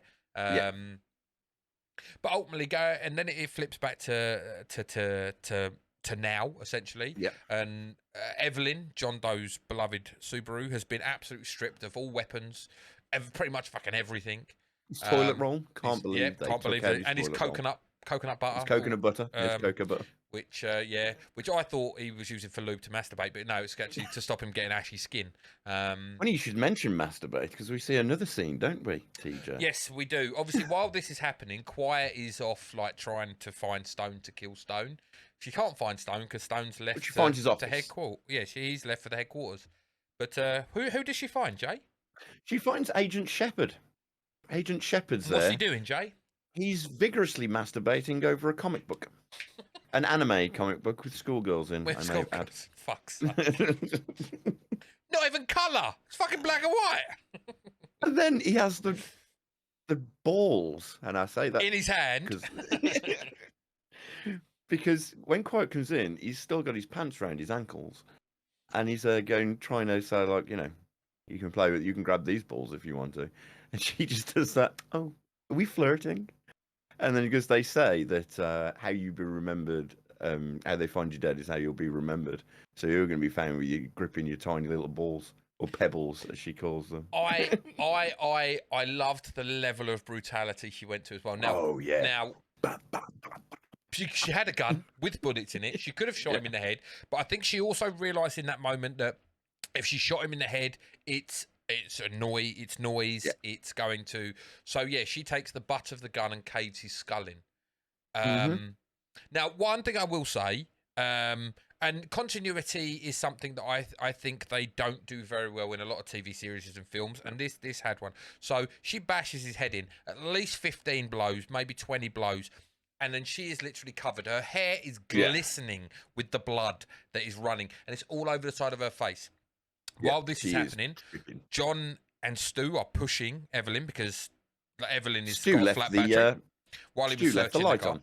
So they're pushing Evelyn, and she just pops up out of nowhere, pushes the car, and her hair doesn't have a speck of blood in it. She's got a few little specks on her face, but it's like she took a shower while she was waiting, and so continuity is, but it's questionable in everything. Yes. And then unfortunately, they jump in the car. Stu gets smacked in the face by the boot, and he's left to fend for himself. Poor Stu. I actually felt sorry for him. I felt sorry, but I think Stu's going to become my favourite character by where I think his arc is going now. Because obviously that pretty much sees. Well, while Quiet has also found out that Stone's headquarters is in Topeka. Yeah. She feeds John a line that her and her brother were searching for this sanctuary in Topeka, so can she drop him off there? He's like, yeah, cool, no worries. Pretty much that's how the episode draws to a close. More or less, yeah. And I felt, like I say, started really well. I felt moved along really well. There wasn't much lulls. It's a half-hour episode, so there isn't that much chance for much drop-off, to be honest. And I think we got a good character development with Stone. And largely a good episode. Yeah, it was a good episode. I 100% agree that. Which takes us to our next episode, which is Who Dares, or Who Dare, or WHZDARE as the number plate, I suppose you would say. Now, this episode, it sort of opens up the world and what some people are doing in the world a bit more, doesn't it? Now, me and TJ both agree, although completely sort of unrealistic. I did really, really like how Evelyn got captured, should we say? Because I'm trying to remember how it starts, but essentially, they're driving. It's obviously night time. Yeah. And they hear a noise, and they're like, "What's that?" It's going to stealth mode, and stealth mode is turning the lights off. Yes. And then what's brilliant about that is then a truck behind them turns their lights on, and his response is, "Oh my god, they had stealth mode." Now, I've got to say, and don't be wrong, I understand the TV, but I find it a little hard to think that you wouldn't notice for gigantic fucking trucks sneaking up on you. Because trucks are not quiet. These are not electric fed things. But they managed to completely surround Evelyn, and we won't talk about the terrible shotgun that Quiet wastes on the reinforced steel doors. they are. What's the word I'm looking for? Like the way that they do, the way that they capture them is so well organized. They've captured a lot of people. Let's just say that. And so what they managed to do is they covered them in the front, so they're in convoy, and then they've got 2 trucks either side, and they've got a truck behind and a truck in front, and they managed to put the what would you call it, the back doors open. So the back of the truck opens up. Yep. And then another truck comes up and hits Evelyn in the arse, so that it forces him to drive forward and up the truck, and then and then they shut it. If you remember Knight Rider, for those of you who are old enough to remember Knight Rider, where the back door would drop and Michael Knight and Kit would drive out the back. Imagine them being pushed into one by another truck. And then they shut the doors, the lights come on, and you find that you're in a workshop, like a car workshop. Mm-hmm. And then they do this incredible, almost Transformer-like thing where the 4 wagons come near to each other and the doors open onto each other and create corridors. Yeah. And then they've made a city or almost a town. Yeah. In trucks. The precision of it is phenomenal. It's absolutely amazing. You would hate to be the person that accidentally like hits a road bump or something and then like causes the whole thing to split apart. You know, you'd hate to be that driver, I tell you. Yeah. But yeah, and that's where we meet. What was the name? I wrote it down. Watts. Yeah, we meet Watts. That's another little nod to the video game, because there is is Amanda Watts? Miranda Watts. Well, she's obviously a mechanic and obviously a weapons expert, if you will. In this, I don't know if she is in the game. But you don't really find out too much backstory in the game. It's more like what cars they drive, and you do get a hint at what car she drives in this, if you remember. What, the BMW? You remember? No.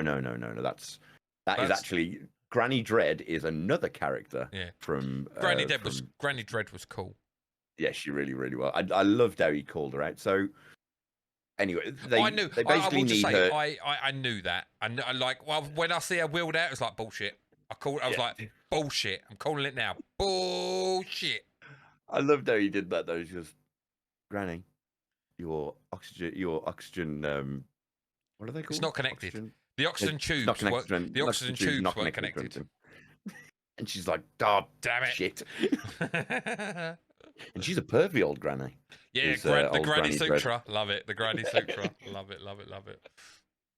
But Granny Dread was also another character in Twisted Metal, the video game as well, and so it was a good nod there. In fact, there was three characters in this. We'll go into the other one in a minute, but Miranda Watts is one. Granny Dread was another one, and there's another one coming up in a little bit. You get to meet Tinker, and TJ loves this bit because Tinker gives Quiet something to replace her missing finger. Quiet's missing the middle finger on one of her hands. And obviously, when we meet Tinker, she's missing an arm from the elbow.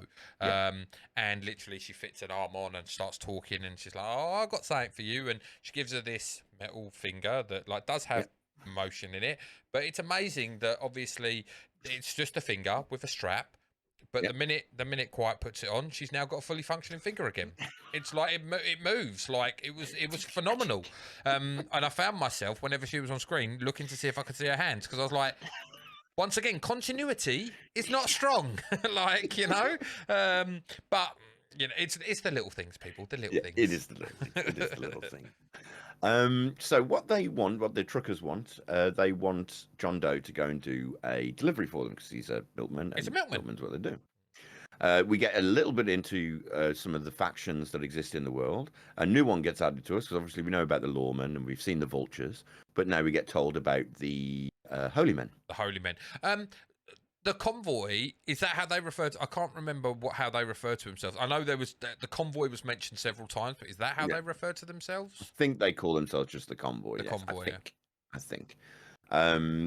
So obviously, what Granny Dread says is that she needs some medicine, and what they'll do in return is they'll upgrade his car again so that he's got some kind of defense. Obviously, if he's got to travel across the country and all these lawmen, holy men, and vultures are about, he's going to need some kind of weaponry on his car. Yeah, they said they would they'd call exhibit in and they could do Pimp My Ride, and it could be on the new series of that pretty much. Exactly, and you get a lovely fancy one-time missile, which was a big old fucking missile. I won't lie. Yes. Because it's a plot device, of course. Of course it is. So yeah, they go want him off. to go and see the pharmacist, don't they? Yes, they do. And the pharmacist has apparently used to run with them, but she got thrown out of the convoy while it was driving. And she apparently survived that, which I don't know how you would, but I'm not going to question it because continuity. Depends speed, velocity, everything, uphill, downhill. Lots of. I suppose they can't be driving super fast in order to. No, they've done 100 miles an hour, and the fucking corridor's like, oh, you're like. But so they upgrade the car a little bit just so he's got some defense, and you see them drive off. Do they go to the cinema in this one? Yeah. So, well. I can't remember if it's the cinemas before. Yeah, no. After. Episode 4. So this is obviously episode 4. Episode 4 is in this. So they obviously go off and they meet who they believe to be the pharmacist. She says her name's Amber. I felt we didn't have enough time with Amber, in my personal opinion, because I think Amber's a really nice, and I hope we see a little bit more of Amber in the future, because Amber seems this nice, cute, sweet, innocent lady. She's like, oh, you've been out in the hot sun all day. Once again, this is something that, and I'm picking up on this, like, people in this time are morons, is how I'm seeing it. So we picked it up on episode 1. Watching Neve Campbell, the head of like New San Francisco, I'm like, yep, she's an evil bitch in disguise. It's so fucking blatantly obvious. I watched this and Amber's like, oh, would you like some tea? And I'm like, don't fucking drink it, you absolute idiots. They drink it, they're sick, they pass out. I'm like, how have you fucking survived this long, people? Like, because normally they're safe in their cars, TJ. They're safe in their cars, damn it. I genuinely thought there's a bit where Quiet just like, yeah, and grabs it and necks it. She necks it off. And John looks at her and gives her a look, and I'm like, he fucking knows. But then that idiot still takes a fucking drink. And then they're on the floor, paralysed, and, she gets out a nettle, which she seemed savage. Mate, it was like fucking poison ivy times 100. It like melted the fucking skin in his arm instantly. She's like a botanist of epic proportions. She's like Poison Ivy if Poison Ivy was a real person. She is also our other character that used to be in what's called, and she's known as Flower Power. Flower Power. Okay, not Amber. Amber's not a link. Amber's a name, but obviously. Okay.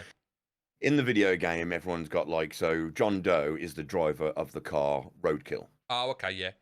So you more reflect to their car names. Oh, okay. So Sweet Tooth was always Sweet Tooth because it was a mystery, but you do find out that his name was M. Kane in the game. Again, you see a little synopsis, you got the car and then the person who drives it. And obviously Sweet Tooth, he drives an ice cream truck. It kind of all makes sense, yeah?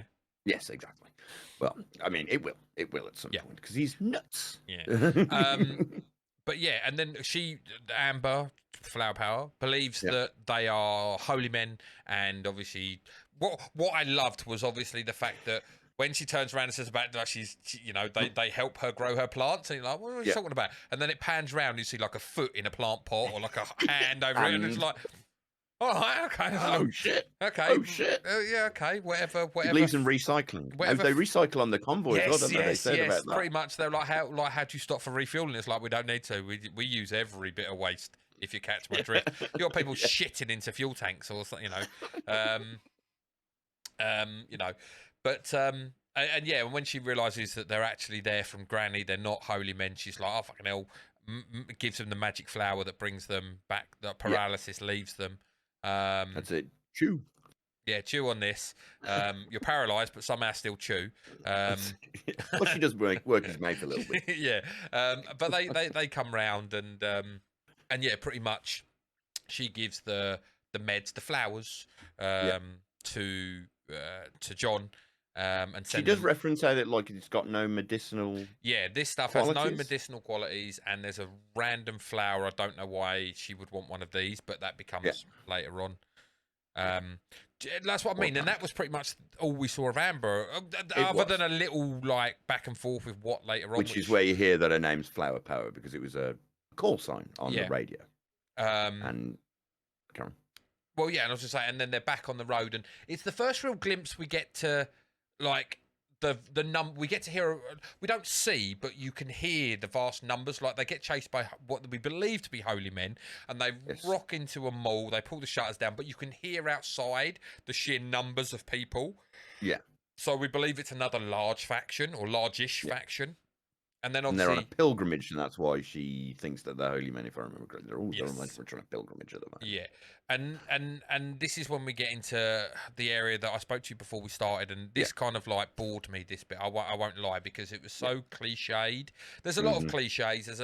Like Hollywood is unoriginal, as we all know. They have to rewrite the same copybook over and over again, and this is no different. Like Quiet and John are in this mall, and he's like, oh, they've got a movie theater. Look, I did like this little bit. They're in a movie theater, and he's like, oh, they've got a classic film. And they put on Blank Man, which is a Marlon Wayans film.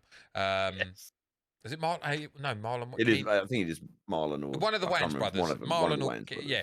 I think and but it's silent, so they do the voiceover for it, which I thought was quite good. But it's just the thing that bugs me is, like, in every film where you get like a male and a female lead, and there's obviously always going to be underlying sexual tension, because there always fucking is. And like John, like, they're talking and she'll be staring at the screen, and there'll be that little look over, and he has that little lingered glance, and I'm sitting there going, oh, will they? I don't need this. Like, I don't care for this. Like, just as I said, my exact thing today was, just go and bang her in the back of the car and get it over and done with. Like, none of this bullshit. And then there's another bit. Speed this along. And obviously, it can't be one-sided. You can't just have John looking at her. And there's a bit where she wakes up. John's not there. She goes to find him. He's washing their clothes. He's got his top off. She can only see him in the back. And she goes over. She looks at him. And there's the little dreamy look, and then the little snap too, like, stop looking at him. You know, you've seen it in a million TV shows. I'm going to see it in a million things from now on. You know, it's just one of those things. I get it's a plot device, but it's so boring at this point, and it kind of it's got to be a loving. Otherwise, no, it doesn't. I don't care if they have sex. I just want to see people get murdered by in the rule book with rockets, and fuck off rule book. Like, we're in a post-apocalyptic. There's no fucking rule book. We got geezer driving around a fucking ice cream truck trying to decapitate fools. Ain't no fucking rule book. It's like, you ain't got time for sex. You're not allowed it. Just go and go to New Chicago and deliver your shit. Like, come on, hurry up. Exactly. Get it done. Come on. So essentially, they leave the cinema, but he has washed a coat that her brother owned, and now it would no longer smell of her brother, and she's no longer have any brain matter of her brother on it. Yeah, that's it. Fucking now she's all upset because, you know, a final memory, which I guess that's bullshit, because it's like the very next conversation they have, she forgives him. It's like, just like, why did that interaction need to happen? I looked at you, dreamy, because like you had your shirt off, like, and then all of a sudden, like, I'm angry at you because you washed my brother's brain matter off my jacket, and now the next scene, I'm good with you again. It's like, fucking hell, like, all this was bullshit. I don't, like, you know, come on. So they just to get away from this before TJ loses his mind, they drive Evelyn back to the convoy. They go back inside. Obviously, you don't need to show us how they all connect again, but it's to give to Granny Dread because she's dying. She's not in a good way, and instead of trying to heal her, she's trying to go out on her own terms, which of course in a post-apocalyptic world is very, very rare. And you find out a little bit of backstory about Granny Dread. How she was a realtor in Boca Raton, and she was one of the top ones, and she's put all this together because she was very obviously a very smart lady, and now she wants to take just some tea, which will just ease her very comfortably into death in her Beamer, which I assume she had as a realtor. Yeah, it's and they send her off very nicely. They upgrade all the cars. I like this. I liked her send off. Yeah, she had a good to be fair, they had a good send off. So she dies in a car. She have to give in the sex book to Quiet. The Granny Sutra. Yeah, the Granny Sutra. Love it. You did all these while you were driving. And they basically open the back doors, and the car just gets pushed out into the middle of the road, and then they blow it up. Which which I thought was, for a post-apocalyptic world, there's no other way to do it. You can't just. Well, you don't want anyone else to have that car. It's almost like the Viking send-off back in the day. You know, a couple of quarters on the eyeballs, put them on a raft, send them off, shoot an arrow, set them on fire. It's very much a modern Viking burial. Yeah, it was. And then they have a party or a wake. Everyone gets on. Quiet forgives John Doe. But and that probably more or less brings us to the end. Except we do get the reveal that Miranda Watts has got a Formula 3 car. Do you remember seeing that? Yeah. She was sitting in it. Yeah, she was sitting in it talking to Flower Power. Flower Power, yeah, to Amber, because obviously what you realise is they used to date. They were in a relationship, and John mentioned something to her, doesn't he, about life's too short, whatever. And it looks, whether we'll see them again or I don't know, but obviously they may team up and we may see them as a duo. And you see that they sent those flowers, and she's got like a few of these flowers all in case. They were obviously gifts, weren't they, from Amber to Watt over the years. And that's where we hear Miranda Watts' call sign is called Twister. And Twister was, of course, the Formula 1 driver from Twister Metal, the video game. So that's how that's all interlinked with her and Flower Power, because Flower Power used to drive a Beetle, which, of course, you see her. You see in her driveway, don't you? See it on her driveway. So that just ties in just a couple of the little Easter eggs for those that actually played the game. And I think that brings us to the close of that episode, if I remember correctly. And like I say, this one...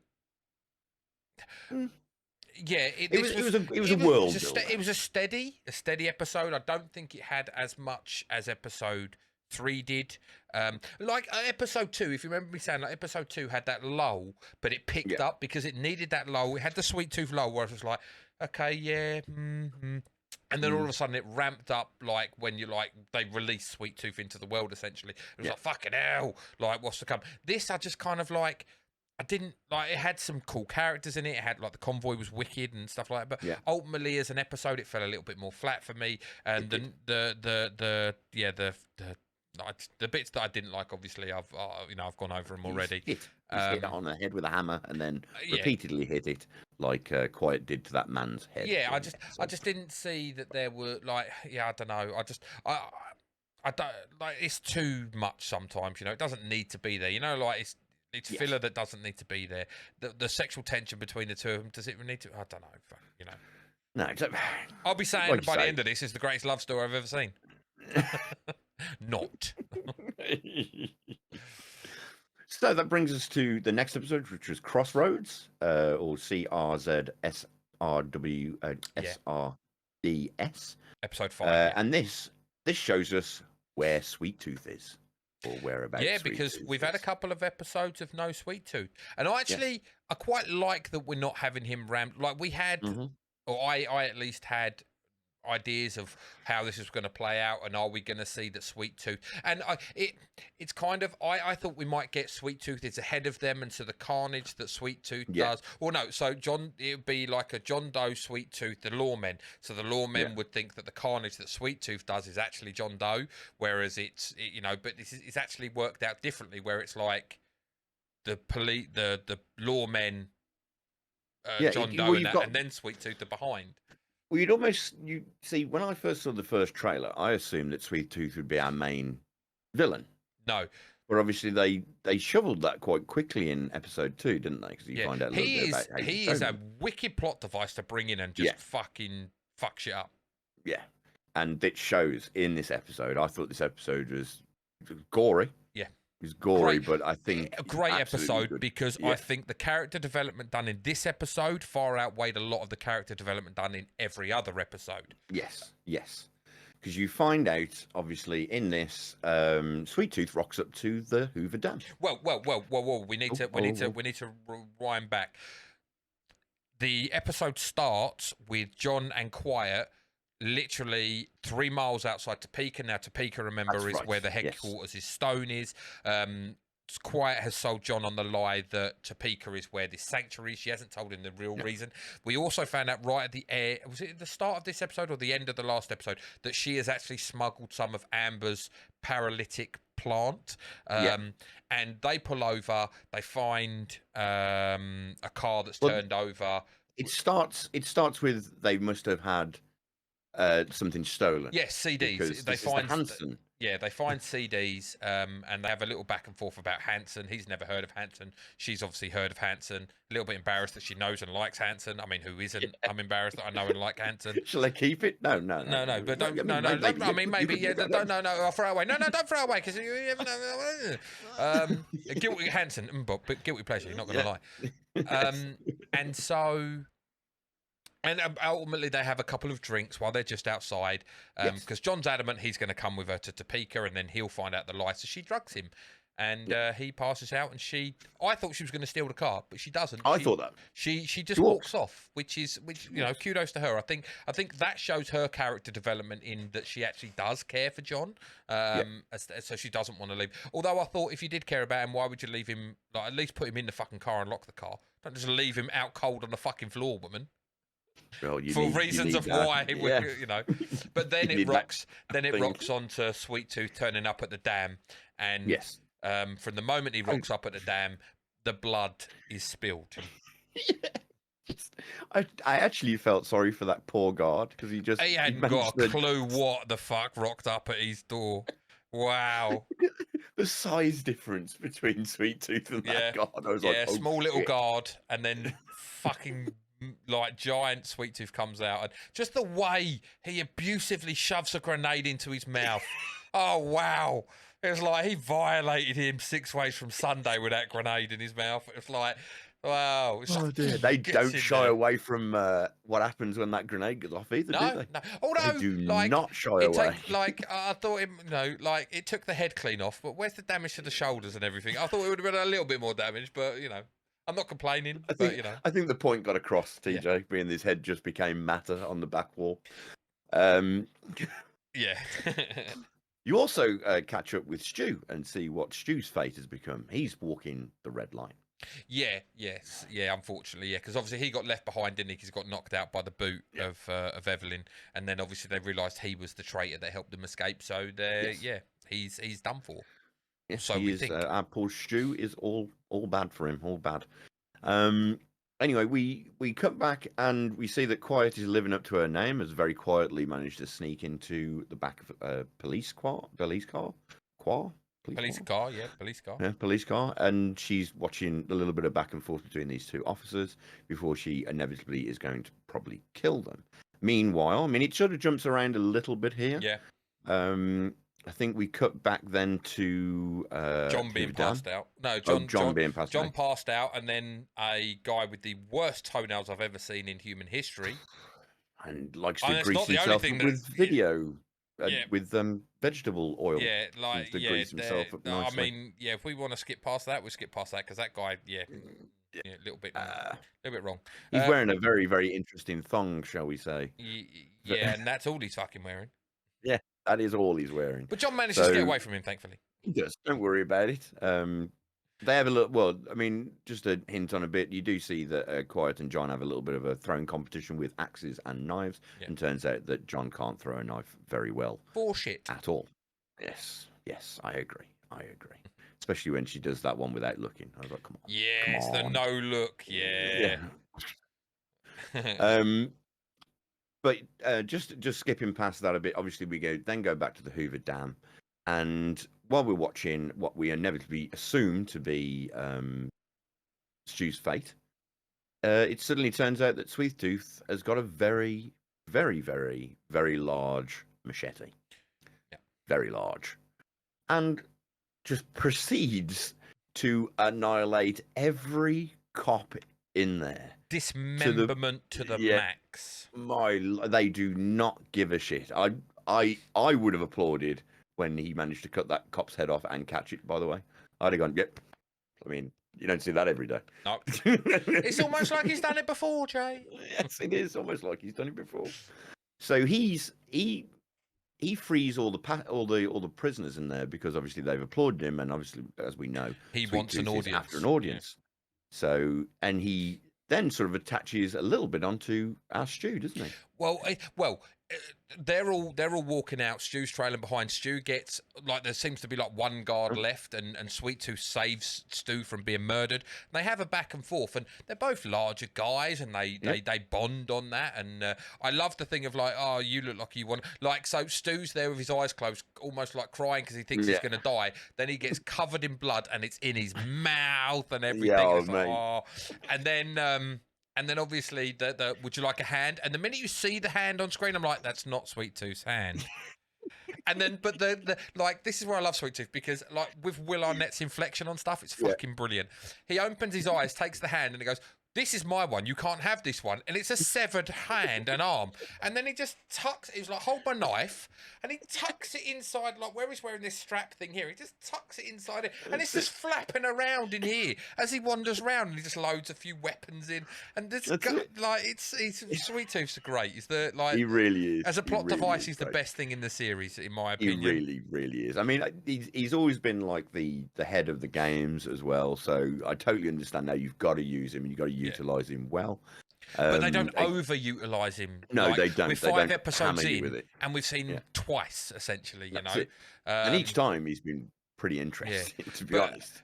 But his development, like I say, his development at the start, episode 2, like he's like, oh, he's a fucking dutter, he's going to kill John, blah blah blah, and then he's like, no, he's an onion, he's got fucking a lot of layers. He's still a psycho nut job, but he's got layers. And then he's unleashed to the world, and now he's like kind of like you say, he's made friends with Stu. They bounce, and Stu's very much like always been this sheepish, I can't kill, and he like Sweet Tooth understands this, doesn't he? He understands, and he sees the softer side of Stu. And they have this yin and yang type of thing going on between them. My name begins with S. Your name begins with S. Well, they're polar opposites, but they're drawn, aren't they?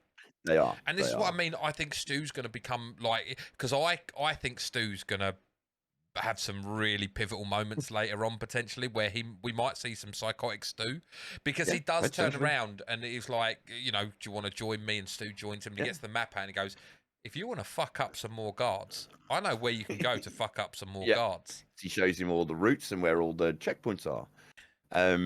Obviously, what Sweet Tooth also gets from it is obviously all the people he saved are now Sweet Tooth's followers. It's like he's building an army. Yeah, he's building a small army out of people that have been wronged by the lawman. I did. So I just think I did also like when Stu gets in his truck. It's like, no, you ride bitch, because his friend, and see, it's a bag, not a rock. It's a bag.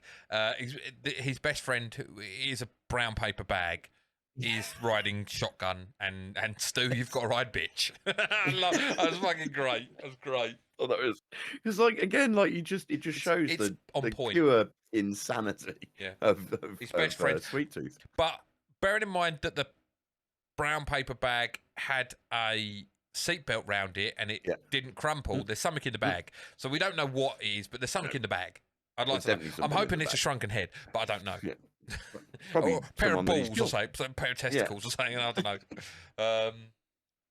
So we just to quickly clear up what happened to John. So John has been caught by a very, very strange, half-naked, very, very, well, almost totally naked man, who they get into a bit of a tumble when John pretends to be dead, and it looks like this man is going to have his way with him. Deliverance him. Yes, have his way with this corpse, because he's got the other corpse as well with him. He's got the vulture corpse, and it looks like this man's greasing himself up for a right old good time. John, meanwhile, while looking passed out, tries to steal his knife. We then see him fail miserably at throwing the knife at the man. The man picks up the knife and sequentially, after being tackled by John, stabs himself in the eye, and that's that we've dealt with. Nice little quick moving on. That's it. He gets back in Evelyn and he's on his way, because he reads a note, doesn't he? He gets a note from Quiet, of why she's done what she's done, essentially. Like, you know, what she's really going to go and do, because she wants to go and kill, obviously, Agent Stone, because of what she can't forgive what's happened to her brother, and she can't move past it. Yeah. which so she's gone to Topeka. Topeka.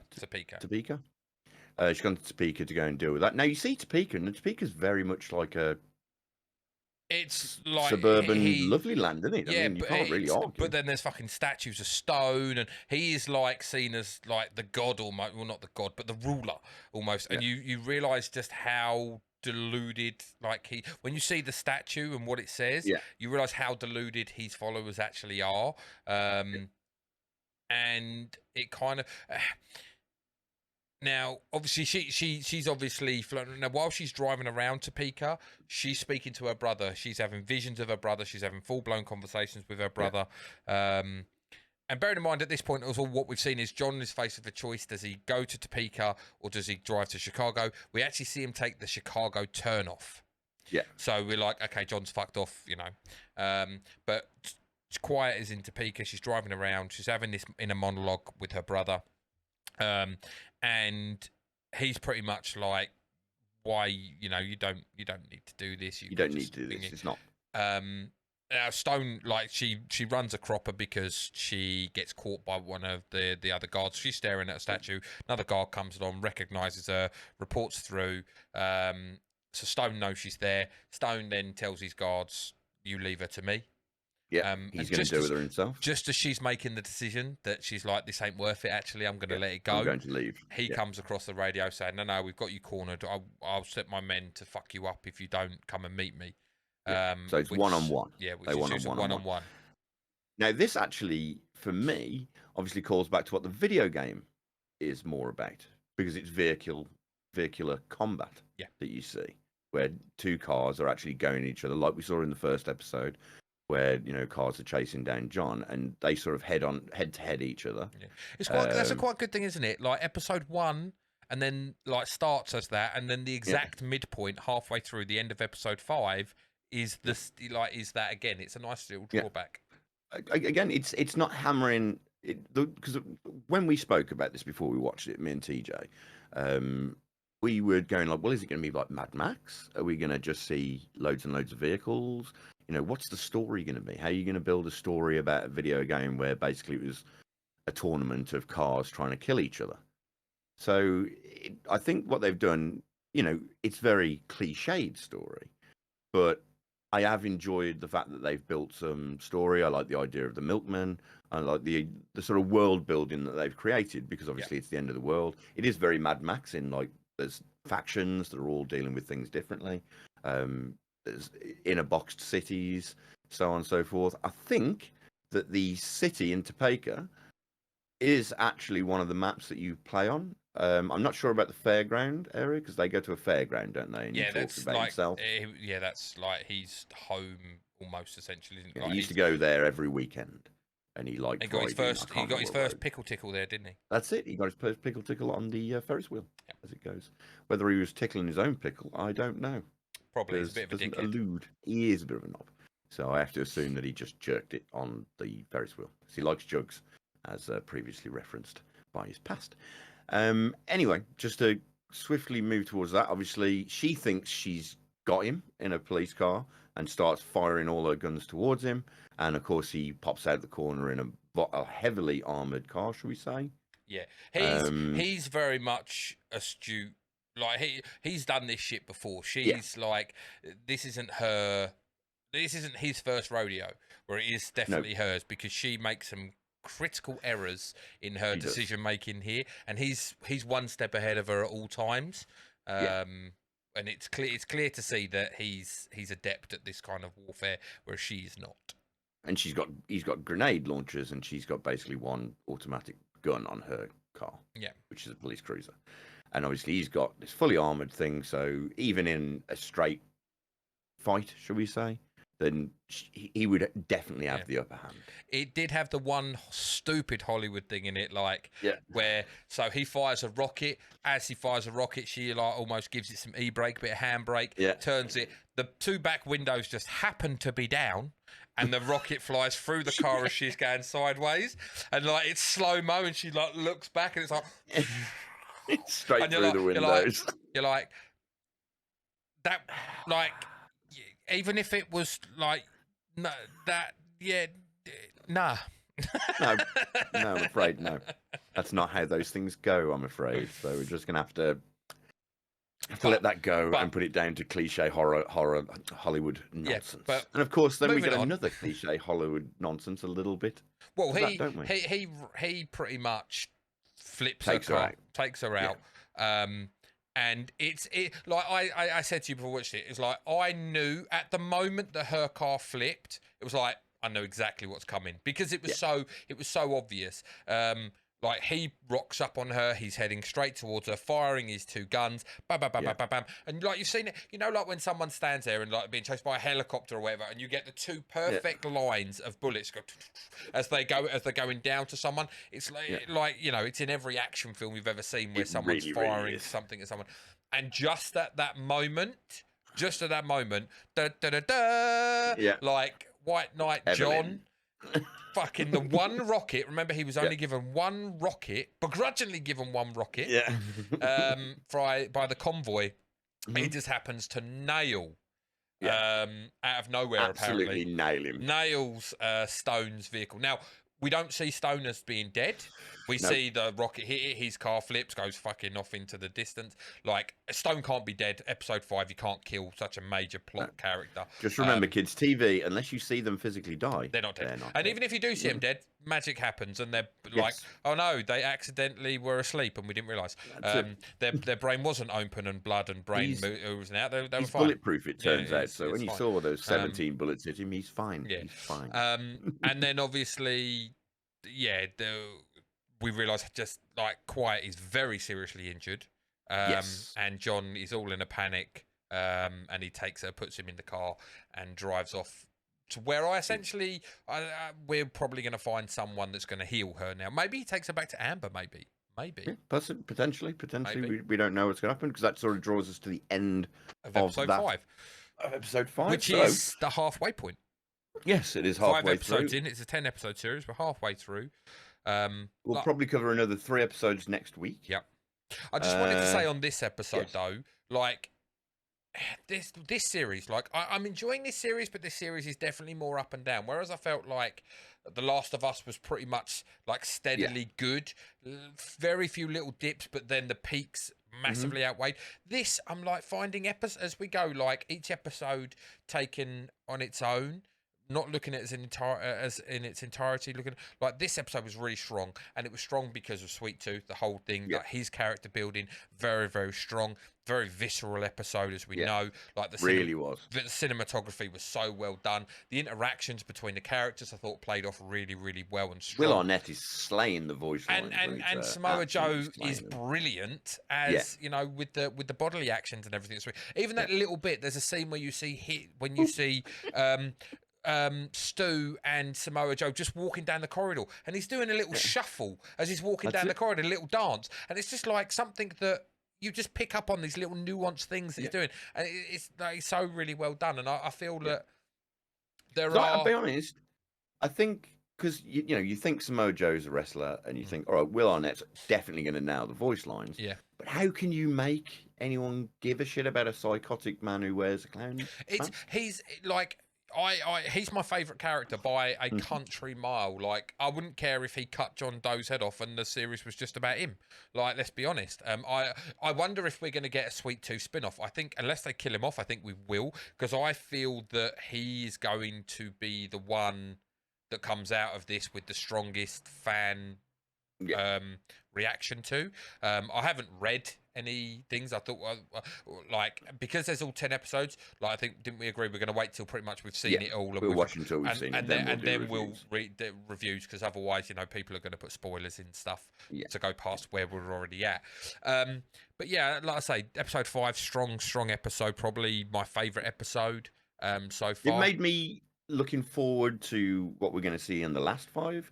Obviously, we're at Topeka, so there's not that much further to go to.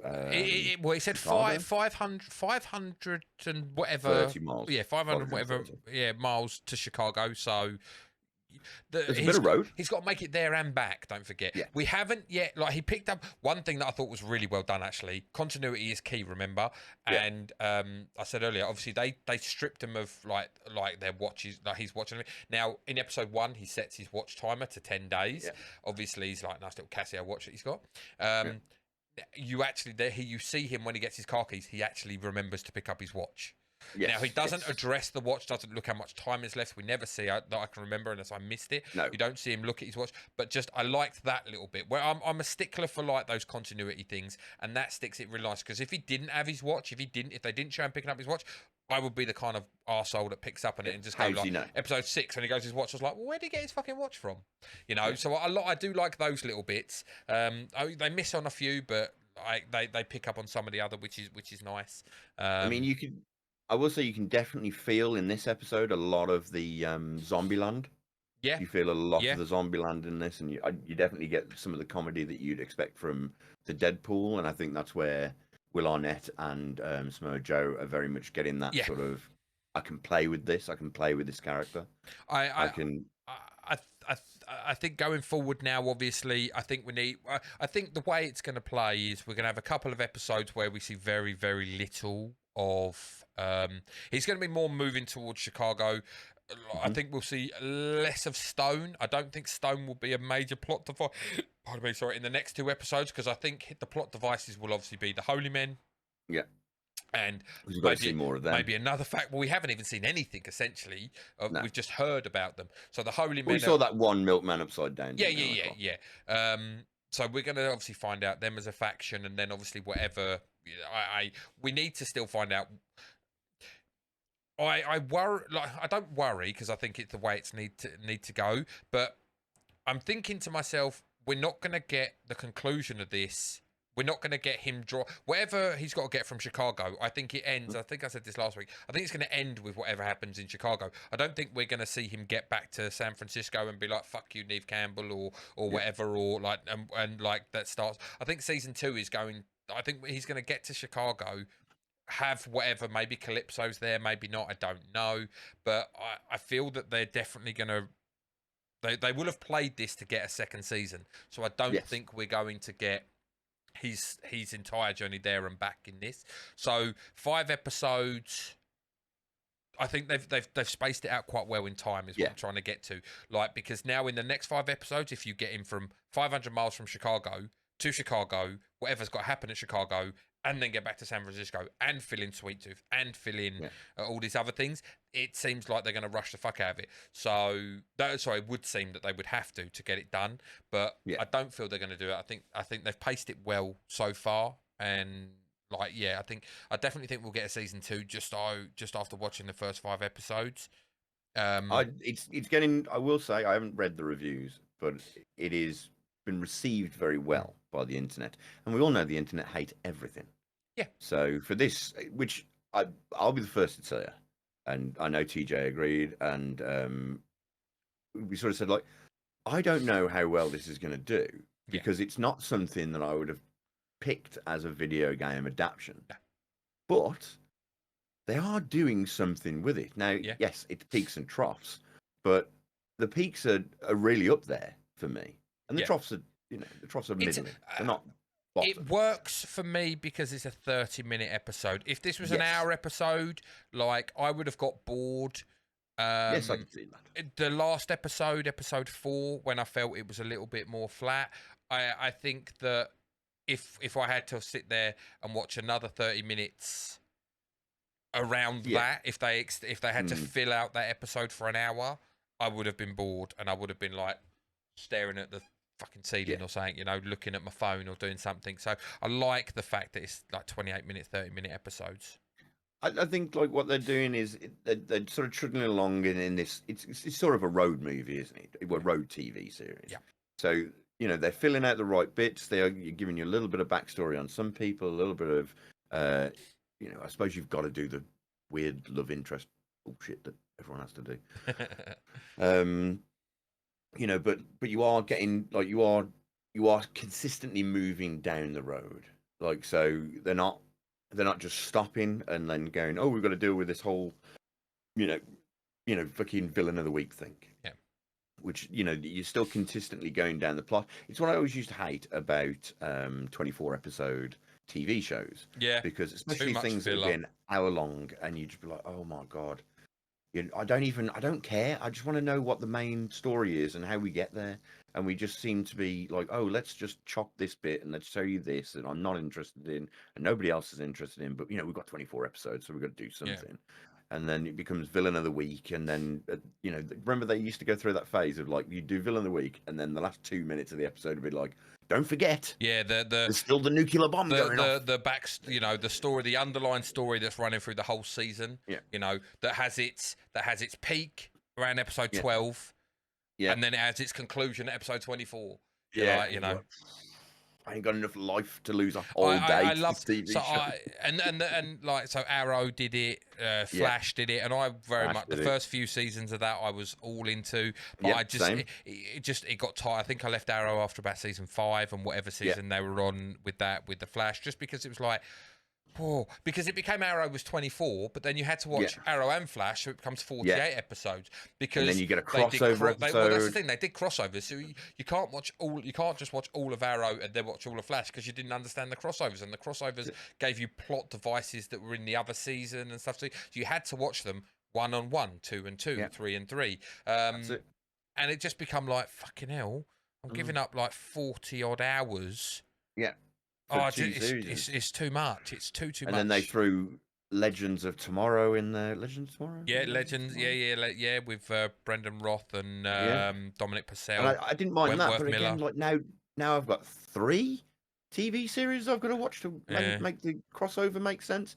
Come on, guys, man, what are we doing here? It's too much. I do look at stuff now, and if it goes into like 24 episodes, I'm like, I like 10 to 13 episodes. If they're an hour long, 10 to 13 episodes. I mean, if they're half hour, then that's even better.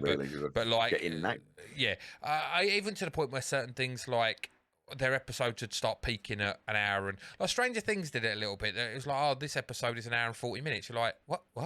Huh? Yeah, I didn't mind so much with Stranger Things because I enjoyed Stranger Things. And it's 10 episodes, so you're like, okay, at least they're not doing this with every episode. But like, what streaming has actually done, you realise, is it's taken the like existential thing of like, you were on a TV, you're on a network TV show.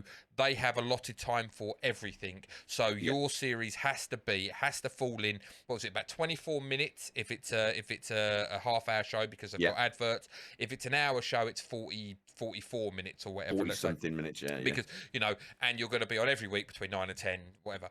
Yeah. With streaming, they can just go, well, none of those rules applies to us. So if I want to make an hour long, I can make it an hour. Or I can make it 45 minutes, or I can make it an hour and 40 minutes. The rules, 37 minutes. The rules do not apply, and I suppose it's a good thing, because like it means the episodes, in theory, you should get less filler on stuff that's on streaming. You should get less filler because they don't need to fill out that time. They've been allotted by the studio 24 episodes, an hour long, 45. So they're like, we got to fill this. Streaming, they can go, well, no, let's make it 16 episodes and just cut out a load of filler. And if we need a 40-minute episode here, we'll do that. If we need an hour episode, we'll do that here. So it's it's moved on quite nicely in that regard. But like I say, when I did see an hour and 40 minutes for a Stranger Things episode, I was like, really? But it was good, so I let it off. Exactly. I mean, like the last episode being almost 2 hours or something. Yeah, but I mean, don't get me wrong. I suppose you needed it, and you needed that sort of climactic film ending for Stranger Things. So I sort of forgive it a little bit. Yeah. TJ, can you vamp for just 2 minutes? I need to go and wait. I've been no worries, dude. No worries, dude. No worries. But the one thing I will say though, with streaming, and I know we've touched on this before, like when we did a previous episode on streaming services and stuff. I'm very much like Twisted Metal. The whole season has been released, episodes 1 to 10. It's great. Like, and the last one we done was The Last of Us. Obviously, that was serialized for HBO for Sky Atlantic, so it was 1 episode a week, and that's quite nice as well. 1 episode a week. You can watch it steady. Sometimes, we're in a generation now where it's like give me everything all at once, but sometimes it's nice to have something spaced out like that. Because the thing I found with like Stranger Things is like, you can get Stranger Things done in a weekend, like 10 episodes, bam. And with stuff like Stranger Things now, because it's on that certain level in the future where everyone's doing other things, it's like, oh, you've crammed the 10 episodes in 2 days. Well done. You've now got 2.5 years to wait till the next series, the next season. That was kicking the dick. That was such a kick in the dick. Yeah, what I was just saying was obviously like one thing with the streaming stuff, talking about a negative in a sense is with them throwing everything all at once. You watch it in the weekend, it's done. Yeah. It's gone as quickly as it arrived in terms of like, you've seen it, and now you have to wait an exorbitant amount of time. Whereas at least the one thing with the 24 episode stuff is the 24 episode stuff was pretty much released, and while you're still watching it, they're filming the next series, so it's like a year in between. So you're like, I will say that I thought Last of Us did that very, very well. Because I mentioned that as even well. Though I like the weekly. With that. because it's the water cooler moment, isn't it? It's the water cooler moment at work where you go. Everyone's watched it because it's come out this week, and it's the big thing. Yeah. I mean, thankfully, how many episodes was that? 10, 12? 10 10, 12, something like that. Something like that. So it was exciting for us as podcasters because we were like, oh, we get to watch this episode, and then we're going to go and talk about it in the watercolor sort of section where we'd be going, well, this bit was really, really good, and like now I'm looking forward to what the next point is. Pardon me. With this, I mean, to be fair, we've staged this out ourselves because, yes, by all means, me and TJ could have sat down one Saturday and just completely smashed all 10 episodes of this. But I worry that the problem with that is that you would miss a lot. We would be talking about episodes 7, 8, and 9 so much more than we would do 1, 2, and 3. Like the middle section would get completely lost. Sorry, we'd be talking about 1, 2, and 3, and 7, 8, and 9 more than we would do 4, 5, and 6. Sorry, that's what I meant. Because you would talk about how it started, we'd talk about how it ended. The middle would get completely lost. But also, we can't do a weekly thing on something that's out because our 10 weeks, it's forgotten about. We're talking about something that came out. So obviously, we're trying to, like, we did 2 episodes. We're going to do 2 episodes. We did 2 episodes for the start, 3 episodes now, 3 episodes next week, and then 2 episodes to finish the season. Because with the 2 episodes at the end, we can then do our big final thoughts. Yeah, exactly. On the reviews. On the season as a whole. And normally, the climax is the biggest part of the whole series. So, we probably need to talk a bit more in depth about, and also where we think the season will then go, even though we've periodically mentioned our thoughts about where it could potentially go for the future. Exactly. So, just to keep everyone sort of in, I hope you're watching along with us. For those that have watched all of it, you might go, you pair were both barking up the complete wrong tree. Maybe. But then it'd be interesting because if you have watched it all and you've come in and listened to us and we've put a couple of thoughts in here like you're so wrong, it'd be nice for you to come back and then find out our thoughts about how it actually fully turned out and see our reaction to that. So I will ask, though, that if you have watched it all and you know that we're wrong or we're right or whatever, I normally say put comments below, but please don't put save us the spoilers if you don't mind. Yeah. So, because we do read all, obviously we read all any comments that we get, and we do try and respond if we can, if we've got something witty to say. So do try and be spoiler free just for everybody else, because obviously I don't mind once we've got to episode 10 and we're talking about the end, put whatever you want in your thoughts about season 2, yada yada yada yada yada. Yeah. If you just want to call me an idiot, that's fine. You can put that down there. Don't call me an idiot. TJ calls me an idiot all the time. Oh, yeah. That's it. You'll hurt TJ's delicate, fragile ego. It's made of glass, mate. It's made of glass. It is. So I think that takes us to the end of our discussion about that, which is everything to be. So next week, as previously mentioned, we will be doing episodes 6, 7, and 8. Yep. Is that right? 6, 7? Yeah, 6, 7, 8. Yeah. And that leaves us 9, 10 to do in the last week. We've got our event coming up soon, haven't we, mate? So we're trying to get all this wrapped up before we do our event. Yes. I arranged a meet up with my community, my Twitch community, and so there's a large group of us descending on a city in the UK. They ain't gonna know what hit 'em, are they, dude? Sadly, we're not going to try and do a podcast because it'd be just more of me from last week going. Anyway, so right, Ridley Snot. We've gone from Ridley Squat to Snot. Yeah, definitely. So we will be taking that week off, kids. But don't get me wrong, you can contact us at all the usual places. Obviously, you can find me Firefly Zero on Twitter and all that other jazz. TJ's the proper TJ on all that jazz. Yep. Do try and join us because I will be joining TJ, of course, on Tuesday for the PTB. Is that right? Yes, that's right. Yeah, not the PCB, the police PCB? constable Barry. that's a Twitter joke. Our control Twitch board joke, from my work. Yeah. No, we So obviously, I normally stream on a Monday, Wednesday, and Friday. 8:30 on a Monday, Wednesday, 8 p.m. on a Friday. But the PTB is Tuesday. I can't wait a whole day and not play the PTB. So yeah, we're streaming Monday, Tuesday, Wednesday next week. Massively looking forward to get my hands on the Xenomorph and also to run around as Ellen Ripley on the Nostromo. One little thing that I did that we forgot to mention, I forgot to mention on the trailer, Jonesy. You see a little clip of Jonesy. Now, in the DBD community, there is a horse called Maurice, and he's like the mascot of DBD. He's a 3-eyed horse. And it now looks like we might be getting our secondary mascot, Jonesy. There has been rumours.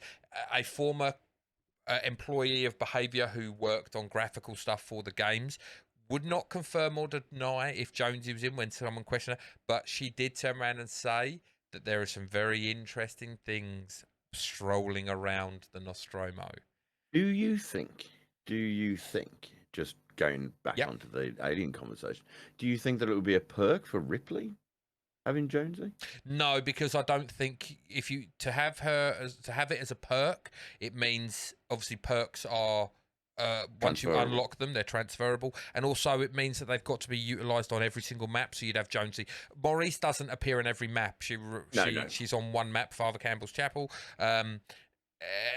So Jonesy will be exclusive to the Nostromo. But I like questions that got thrown at this developer was like, will Jonesy be walking around the map? Will they be static? Because Maurice is static static, but in one area, moves like head and everything, but is static in that area. Will Jonesy be walking around? Or is Jonesy going to interact and maybe hiss at the killer because at the Xenomorph or any other killer as they walk around? Because that does happen in the film, and there is a thing called booping the snoot in DBD. Yes. Because the pig from Saw is a playable killer. There is a thing where the pig crouches and you as a survivor can crouch and you do a point. They never wanted the game to have comms. Like they never did proximity chat. And they're not a massively fan of people going on Discord and having comms, but you can't stop that.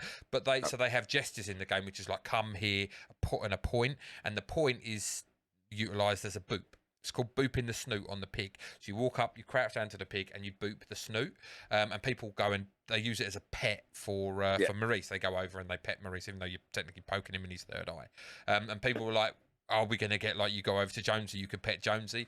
And like people are possibly thinking that maybe Jonesy will purr or like say a hiss at the killer and stuff. So I hope Jonesy's in because I see it as a misstep using them in the trailer and then not having them wandering the Nostromo, but we'll see.